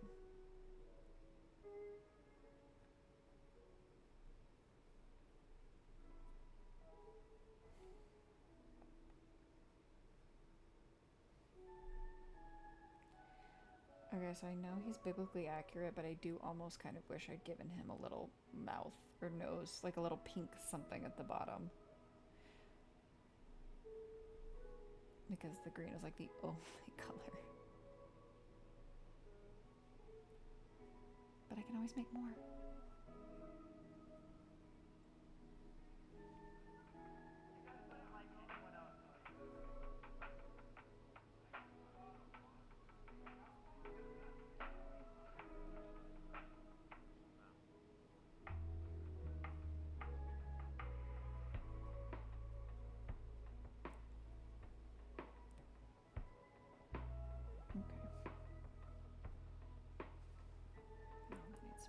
A little. Yeah. All in all, I think he's turning out great. I think he's lore accurate. I think once we get his ears on, it's going to be next level. Next level. So we just have this one last row of black, and then we start the ears. Now, let me see. I also have an extremely cute little box that I keep all of my beading stuff in. It's a little Toyo toolbox. We discovered them in Japan. I'm actually gonna put it next to me. And I have a little bit of like black nylon thread that I think I could make work for the ears. I was already planning on, oh, I know, buddy, I know. I was already planning on doing Mod Podge on it because I want it to have some real sticking power. I don't want it to fall apart or anything like that. I want to be extra cautious, make sure it lasts a really long time. The only issue with the nylon is, like, as you can see, it's really stiff. Like, A, I bead really tight, and B, it's really stiff with the wire line. Or the Wildfire, excuse me. They're 2 different brands. And so I'm worried about the most delicate part being the thinnest, having the thinnest thread. I'm worried that that'll make it less secure maybe, but I can always make another. I can save the pattern, and I can always make another, and I might make another in a larger size, like I was saying a second ago. Might make an 11-0. He's just hamming it up. He's just, you can't even see his freaking, his little neck. He's just got his little neck back. Ah. He's such a goofy goober. Goofy little goober. But yeah, so let's go ahead and weave down.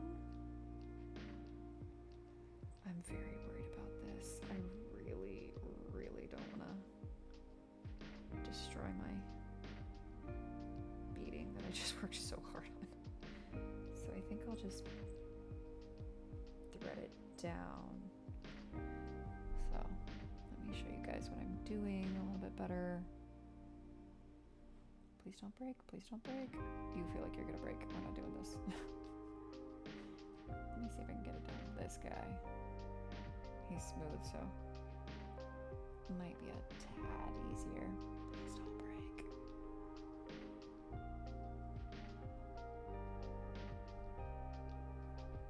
Oof. Where's my... You know what? Oh yeah, you're not even holding onto the thread very well. Okay, let's go to a different needle. Let me see if I have a thinner needle. No, that's not Snackies. You don't want this. Oh, it's so cute. So this is where how I keep my needles for my own safety, honestly, because I can be a little reckless, and so I try and make sure that I keep my needles in a place where they won't like end up in my foot. That's like the nicest way I can think to describe it. Okay, so let me see what I have in 12s. Is that what I've been working with? I think I've been working in 10s. Yeah, let me see what if I can make one of these work. And they come in these like insane packs. I like, you can't even see the eye of that needle. I don't even think I can get this thread through it.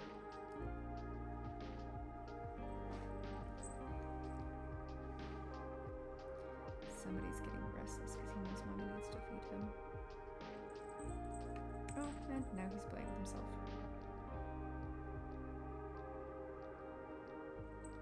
Yeah, I don't think I can get this through it. This is like one of the thinner ones I own.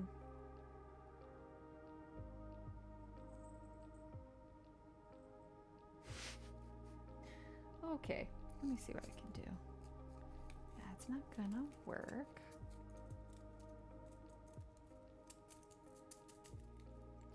So let's get these back in. Get everything back and situated. Let me try the 10s maybe? The 10 should work. This other one's the one I've been using, so I'm not even gonna bother with that, but let me see. And these are pony beads, or pony sewing needles. Sewing needles. I don't know who's sewing with these. That does not strike me as a great idea. And normally I've already got one of these like available. I'm actually also gonna trim actually I'm gonna trim both of these. Because once your edges get like frayed, oh my god, really? It's very difficult, I say, as I destroy my edge right here. It's very difficult to get it threaded through again.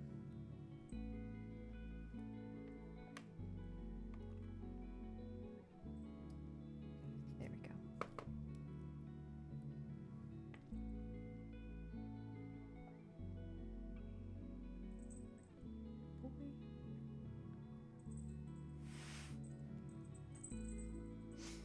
He's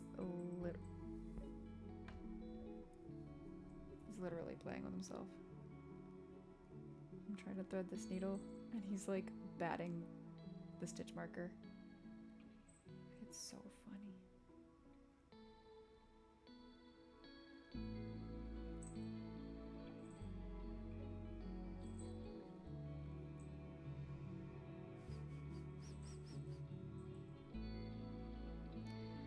It is a very good thing you're cute, sir. This is the struggle, man. Like, there are people who could just do this. I'm not one of them. Let me see if I can cut it at an angle.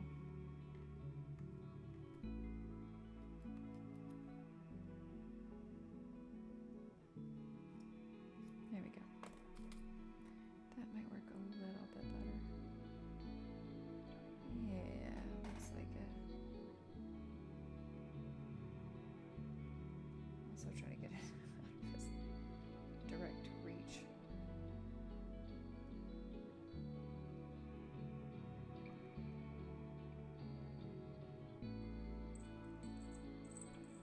Sir. Oh, what was that? Coming after me? That's right, you're being sweet. We are not being mean.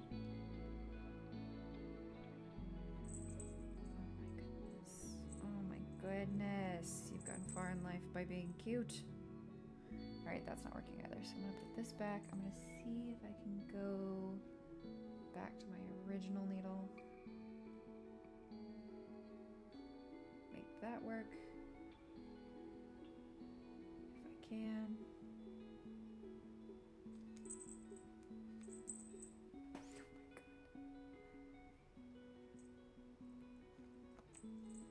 Why I keep like an oh my god. It's like I keep an array of needles, good lord, around so they can all do different things for me. And then the one time I have like something I need it to do, it can't do it. Because that's the natural state of the world. Am I right? I'm right. Okay. So if we go down. Do I want to try this one again? No, gosh, dang. Oh, let me see something actually.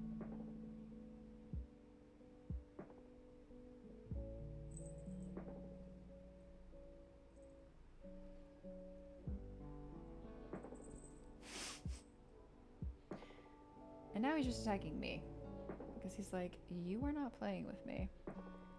And that is illegal. Alright, I'm just gonna live a little dangerously. I'm just gonna do it across. Oh god. Again.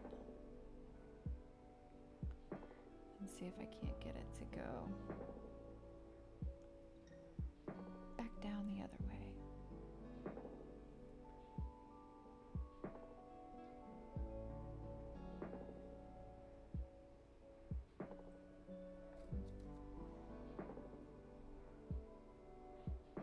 I'm actually just gonna leave that thread. I'm just gonna leave that thread there. We're gonna call it a day. We're gonna see if we can get our other needle to work. Keep these guys closed up. Let's just see. I just want to see if it'll even go through that. Because this is much thinner. If you can't tell.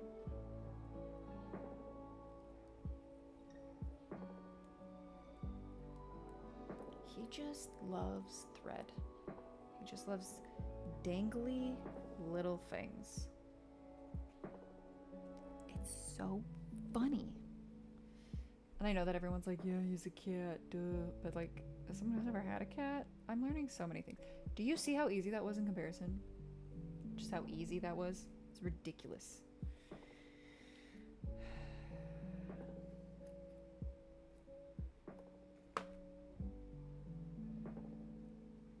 I was like, no, I need the thicker thread. Duh.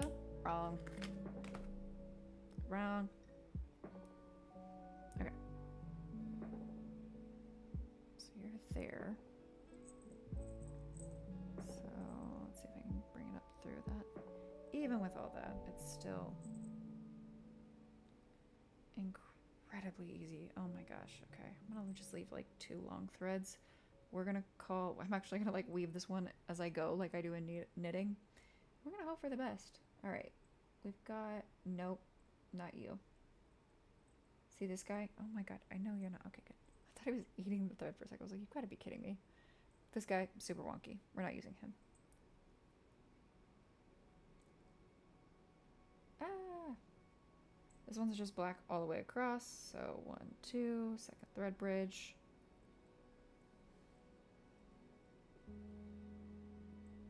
Up, down, up.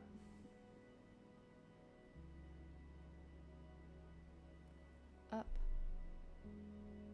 Down. Ooh. And then up. top again.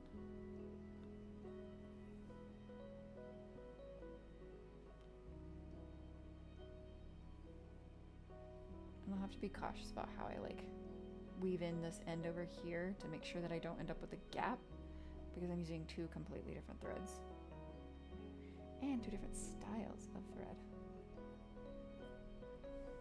This is gonna be so weird. All right.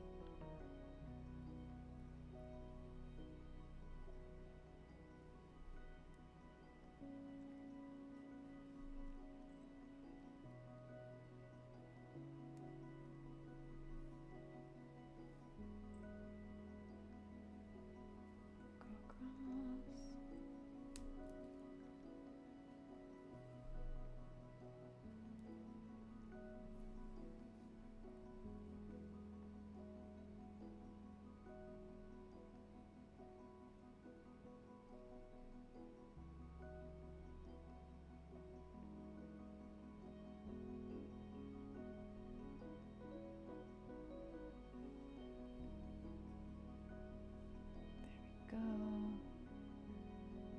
What are you doing here, bud?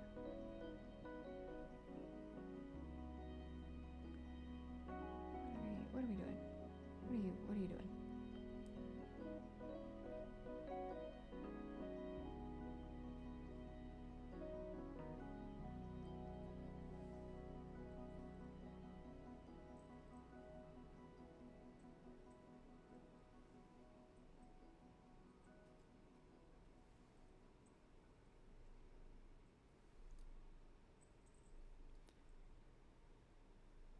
There we go.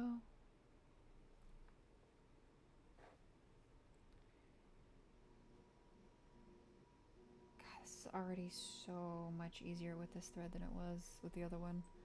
I don't know what I was thinking. I'm an insane crazy person.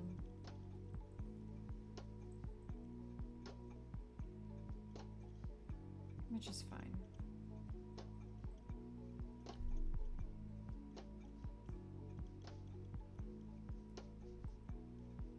Front.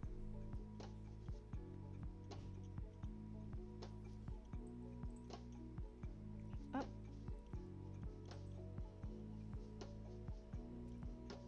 Back to front. Oh, he can hear noise outside. And up.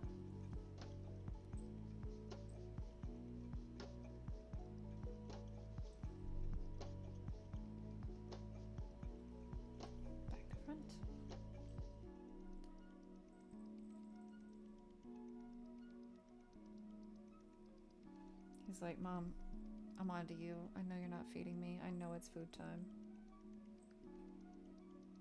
I refuse to be abused in this way.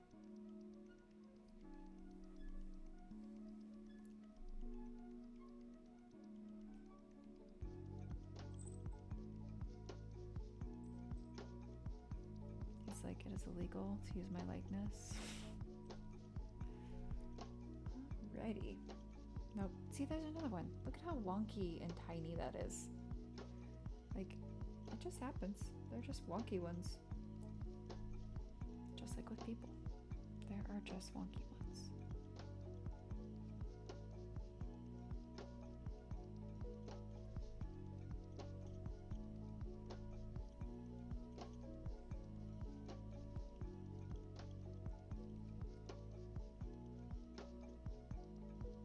I like how my iPad's been off for like a full 5 minutes and I'm like, yeah, I know what I'm doing.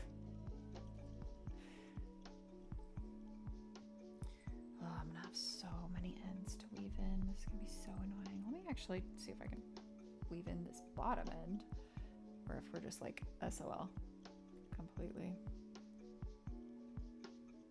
We're not. There's no such thing, but like, it'll be very annoying. There is such a thing as being very annoying.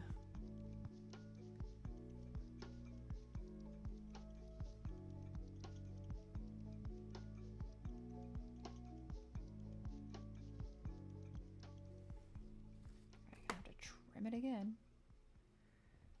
Naturally.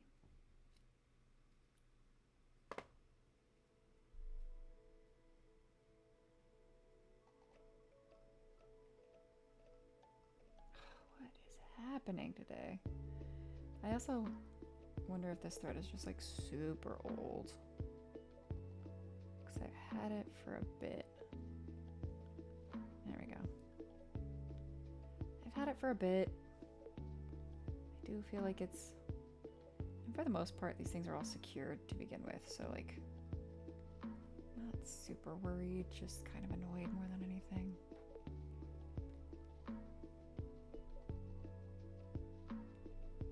There we go.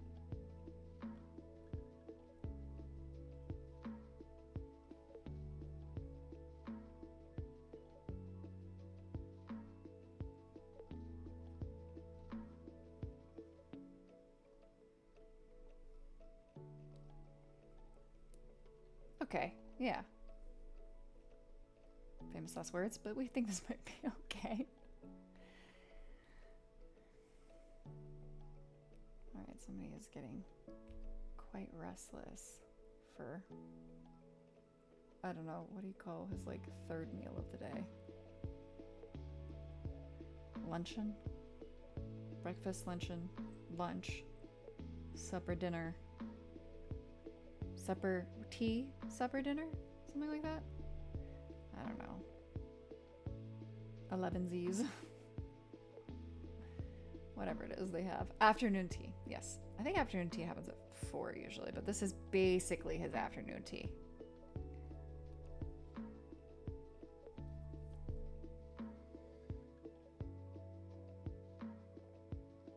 Come on.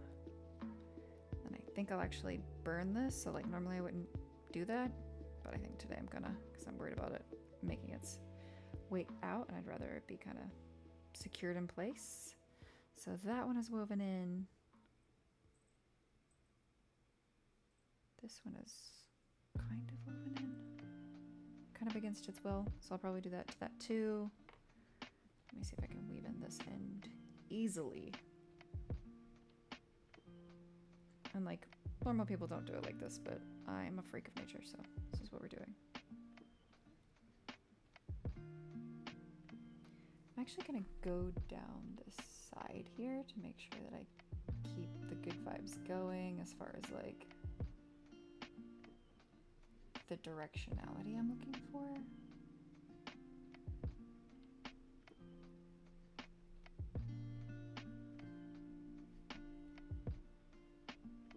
Okay, yeah, that already so much easier. Let me see if I can move over one. Yeah. Yeah. See, that's doing great in comparison to whatever the hell else was going on earlier.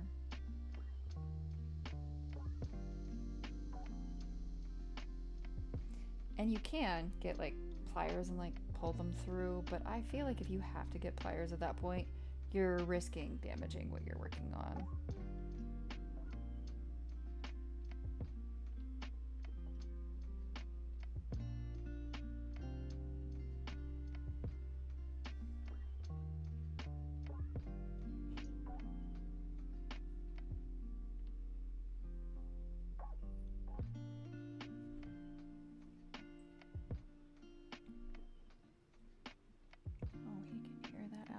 Noise for sure.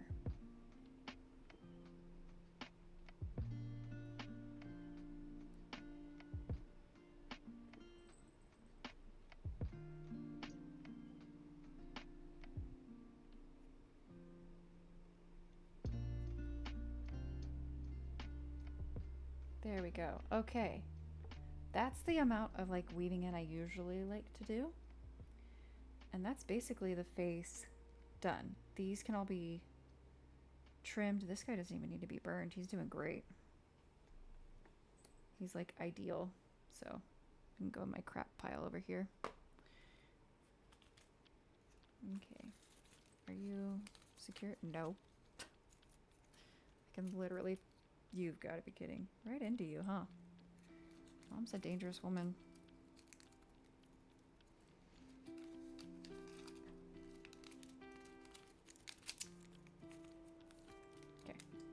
That done. We're done with our little bowl of needles over here, which is a horrifying statement. Go back to the toolbox. It's doing great. He's getting antsy. So we're going to take a quick break. We're going to get him fed. And he'll be a much happier boy. And then he'll come back and he'll sit and he'll purr and he'll behave. And there will be no problems ever. Right? Right? Okay. Good boy. Now, we finished our final row, so we're just going to start doing one of the ears, bead back down, do another one of the ears.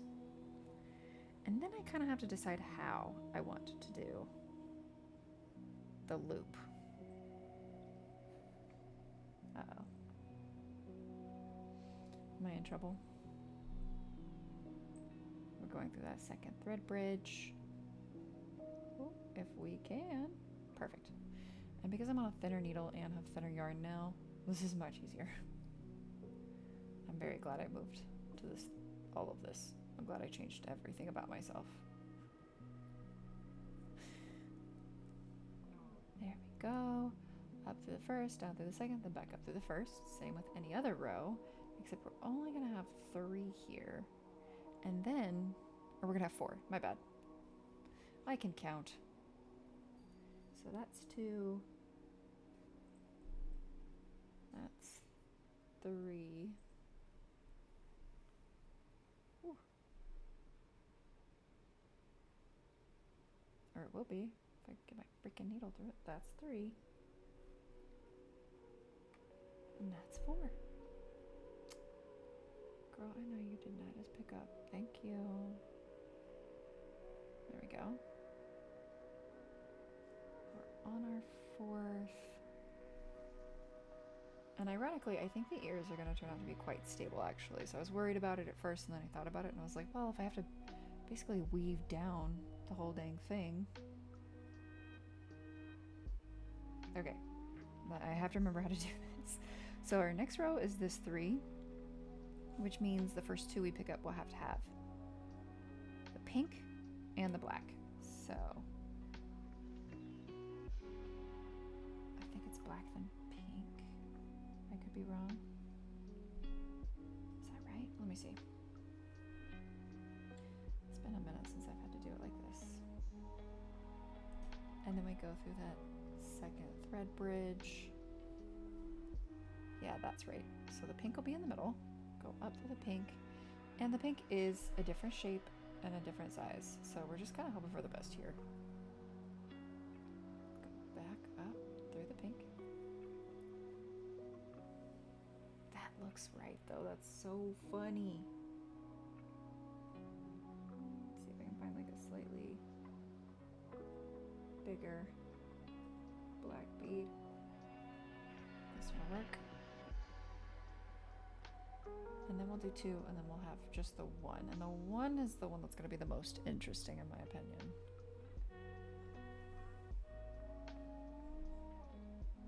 So there we go. We're done with this row. We're going to do 2, second thread bridge. That's it for that whole freaking row. Once you get to these like little bits here, you are cooking.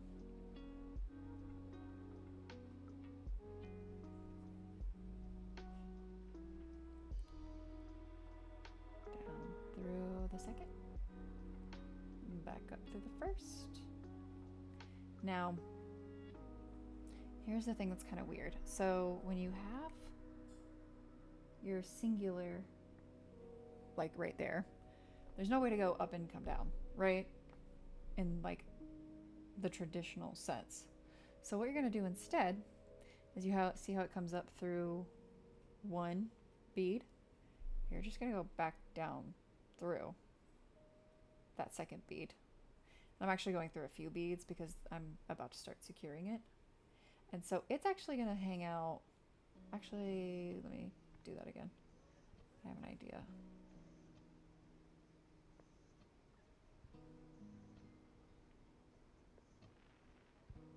If I can figure this out. Let me see if I can figure it out. I might not be able to. I might be too dumb for this, but so I can go back down and then come through go out the other side. So basically I'm helping to secure it so it's not just like a singular thread coming through this one bead right here. And then I'm going to weave my yarn or my thread. I keep calling everything yarn and stitches. I'm sorry. I've been knitting way too much. And there we go. Look at that gorgeous ear. Look at that gorgeous ear he has. Is that not precious? It's adorable. Can't tell me otherwise. And then I'm going to weave through these stitches right here. Stitches, again, beads right here. I'm going to weave through these beads right here. So there should be roughly 2-ish between everything.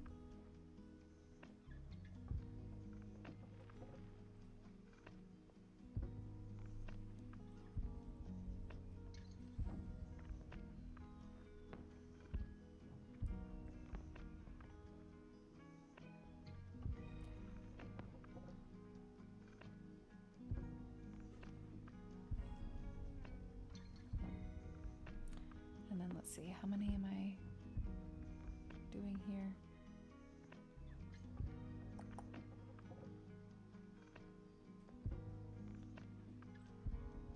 Come back up this middle one.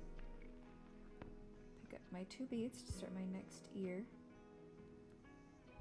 Let me make sure this is right. So instead of, we're coming out from right there, which is very hard to see. I was a little too concise.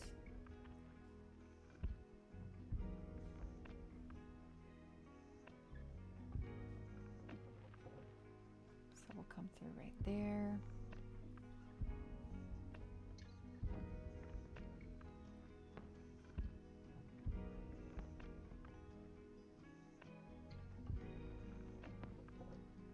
See if I can actually make this work.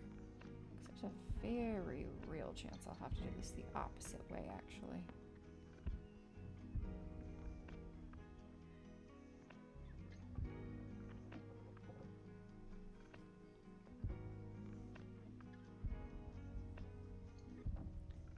And then down.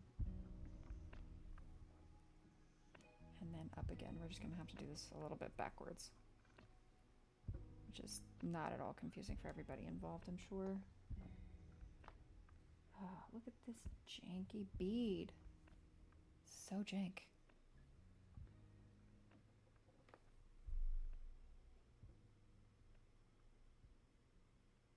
Ooh, that might not even be right. I might should have gone one more over. Oh, yep, that's exactly it. So I'm actually going to take this fully off the thread because I feel like we had to maneuver this quite a bit. And I want to make sure we're not causing a problem, basically. This is the kind of stuff you do whenever you're crafting. Like, people are like, oh yeah, you know, it's just a linear line. It's really not. It's not linear at all.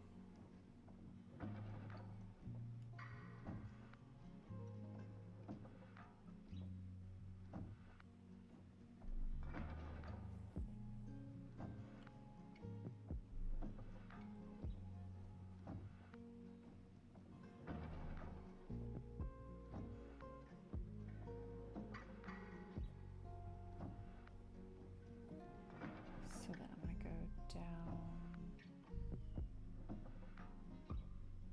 one more.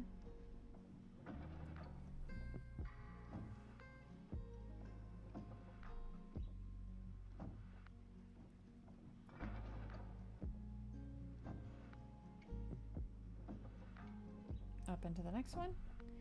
And then that should give us a full, what, 2, 1.5 on each side. So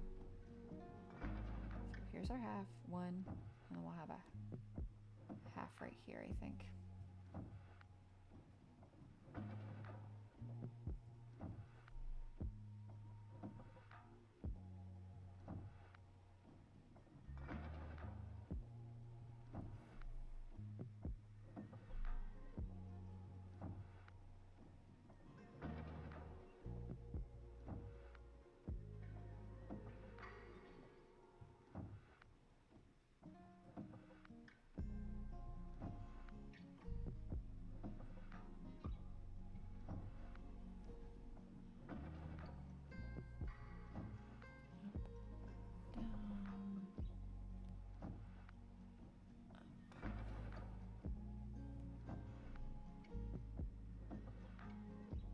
looks a little more right.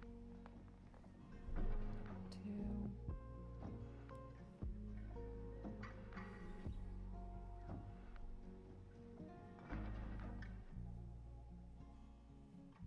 Oh wait, no, this might not be right. Let me see.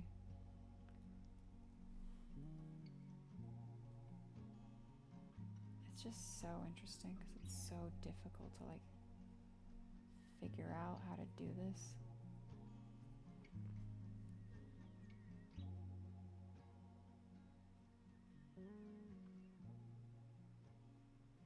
I can't tell if that's right.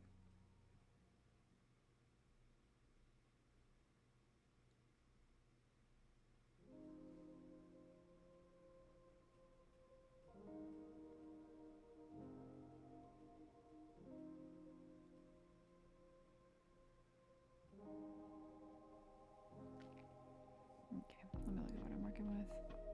We've got... It doesn't look right, but it theoretically is.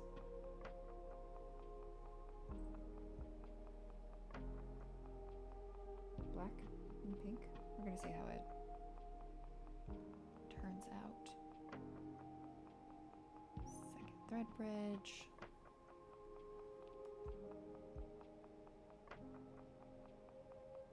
I think it's just because we came at it from the wrong angle. Very different angle than the one I normally come at it from.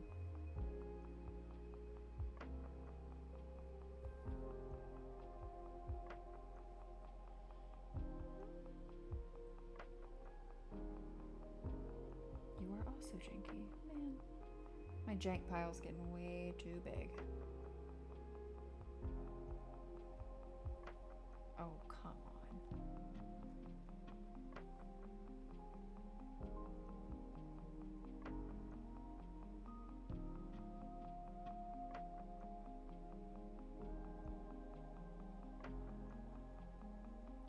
Knock your needle completely off your thread. This is the correct way to do things. It's a canon event. I can't stop it.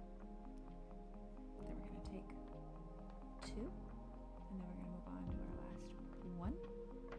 So second thread bridge. Ow. Now, here's where things get tricky. I don't know where I want to add my lobster clip, right? Like, do I add it to one of the ears? Do I add it to the space between the ears? Because I feel like if I add it to the space between the ears, I'm kind of just asking for trouble because then the ears will probably catch on things. Last bead. Down through here. We're going to take it around again. Up through the first bead. Through our singular 1 bead, and then back and down.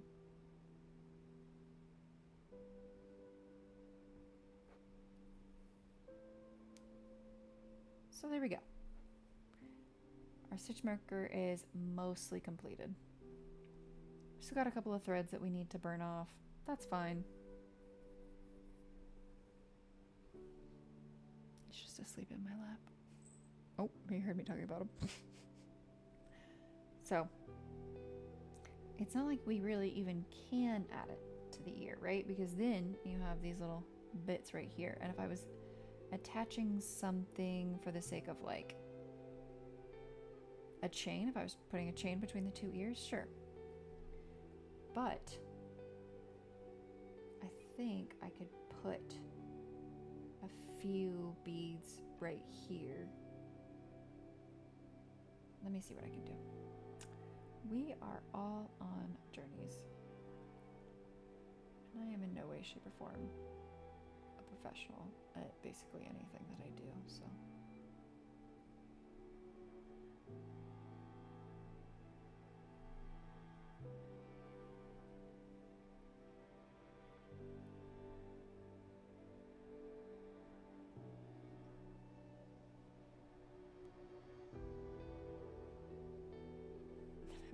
Abused this one set of beads to begin with. Actually, we could just make him an upside down stitch marker and he could hang out like like this. I don't know if y'all could see. That'd be really funny. But I think what I'm gonna do is actually add some stitches, or again with the stitches, add some beads to this bit.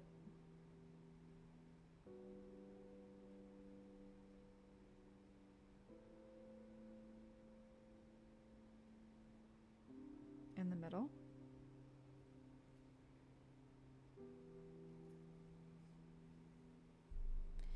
And then attach. Actually, let me see what it would look like to just attach. Because this lobster clip, I was worried about it like not fitting the the aesthetic.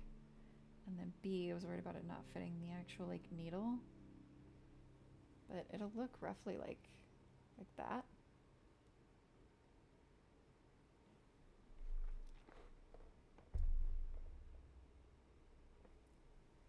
So I think what I want to do is just add a couple of beads. Remember the word.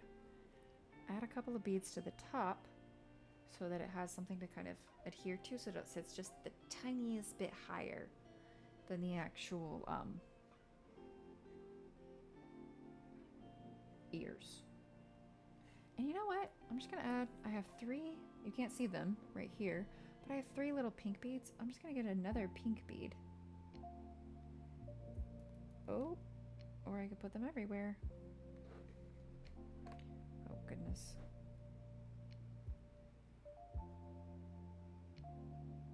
One ended up in his fur. Poor, very extremely patient boy who puts up with all of my nonsense. Let me see what that looks like, what that would look like. And this is something I always say, is like you can always kind of mess around, play around. You're not stuck with one bit. You're not stuck with one way of doing things.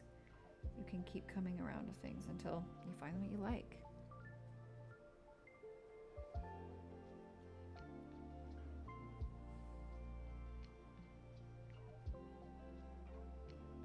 Okay. And these pink beads are quite translucent, so it would look something like that.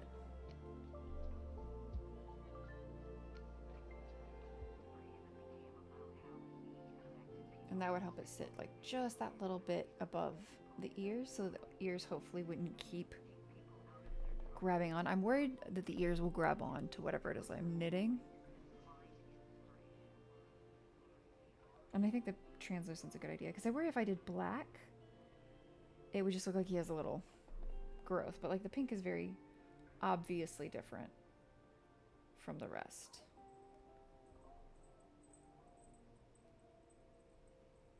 So let me see, like that.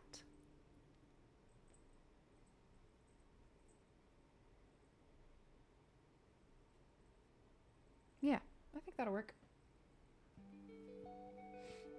Let's sew it in and see how we feel.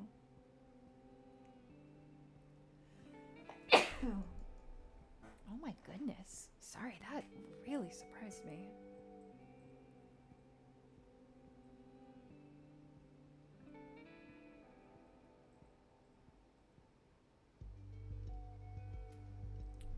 Having to give it some pressure, so I'm doing it like off screen. So it's like really on top of me, basically. So I can really see what I'm doing. Okay, there we go.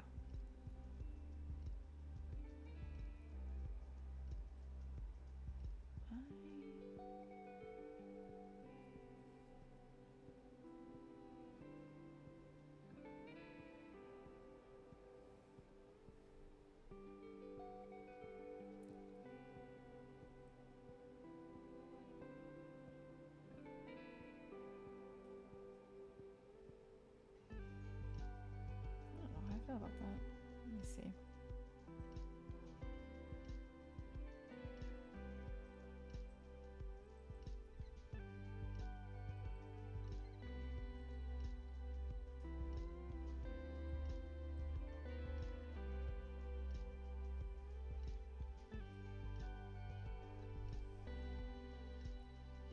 Let's see.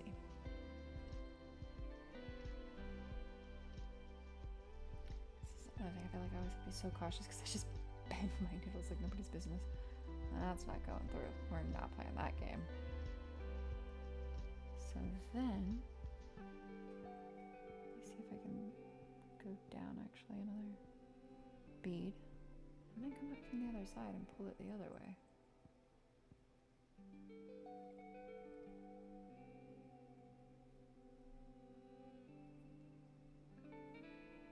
Girl, what is you doing? That's how I talk to both myself and my beading at this point.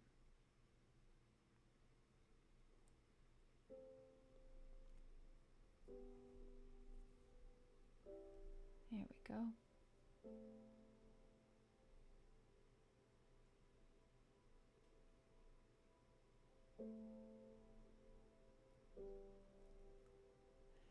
Got the spirit, but it's going a little fast. Went through the wrong ones. Okay. There we go. I want this as secure as possible, so I'm going to go up through it a few times if I can. At least more than once. That might be a few. How many is a few? As many as I need to make this stitch marker.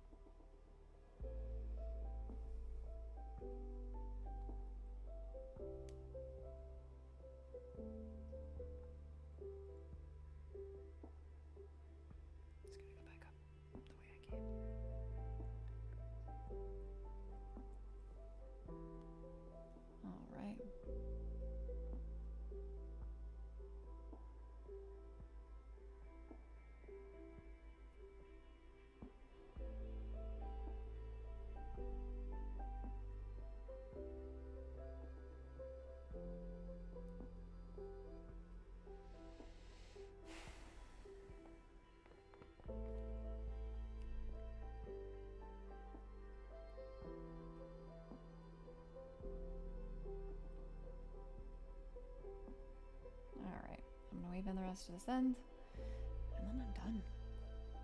Only took me almost 3 hours between, I mean, all I had when I started today was literally a thought, like maybe half an idea, and that's a lot for me. I ain't got a lot going on. So having half an idea is a great start. You can do a lot with half an idea.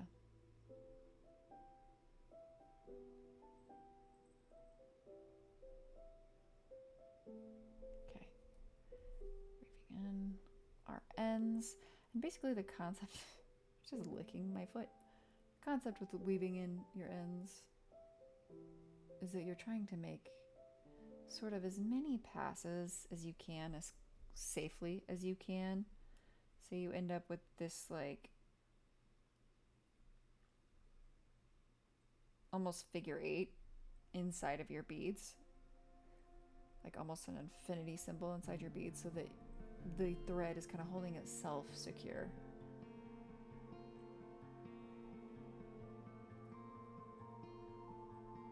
And I'm a little more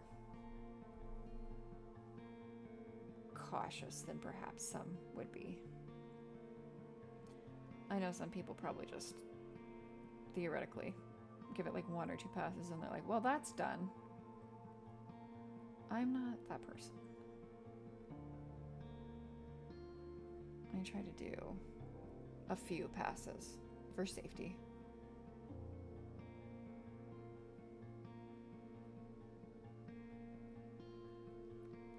Down the side of the nose.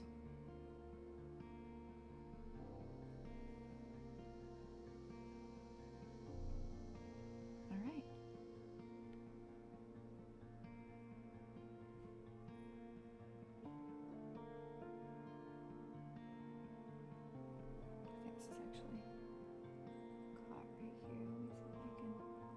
Out.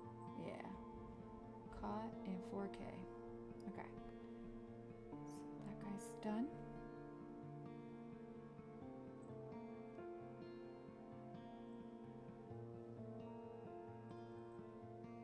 Okay, I'm just gonna give it like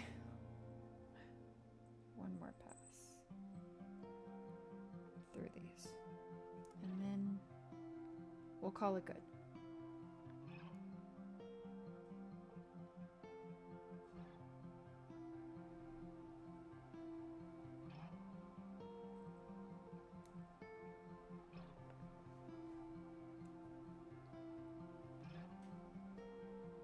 I've stabbed myself so many times today, it's not even funny. So, unfortunately, I found a couple extra threads. This is kind of the fun part, in my opinion, is like, do you see the way that that, like, because it's nylon, it just sort of like melts.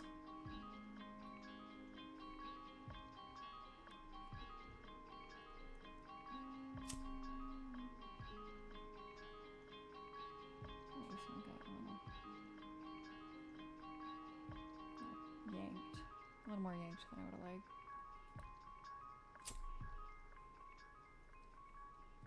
Yeah. And it just disappears. So, this was our concept. I think we did a great job.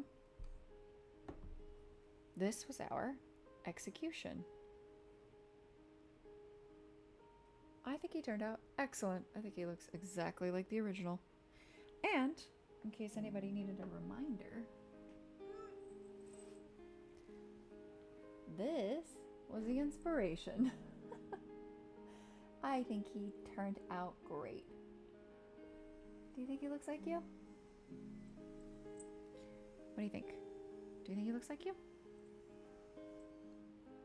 Disinterested. Completely disinterested. Yeah. He's giving you hearts. You getting hearts? Look, it's you. Yeah. I think it turned out pretty great.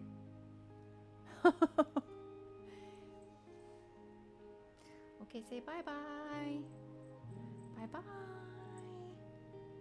We're going to put it on our knitting. We're going to go knit. He's going to eat my knitting. It's going to be great. I think we're going to call it here, yeah? Okay. Bye-bye. Say bye-bye. You're getting nothing. Sorry about that.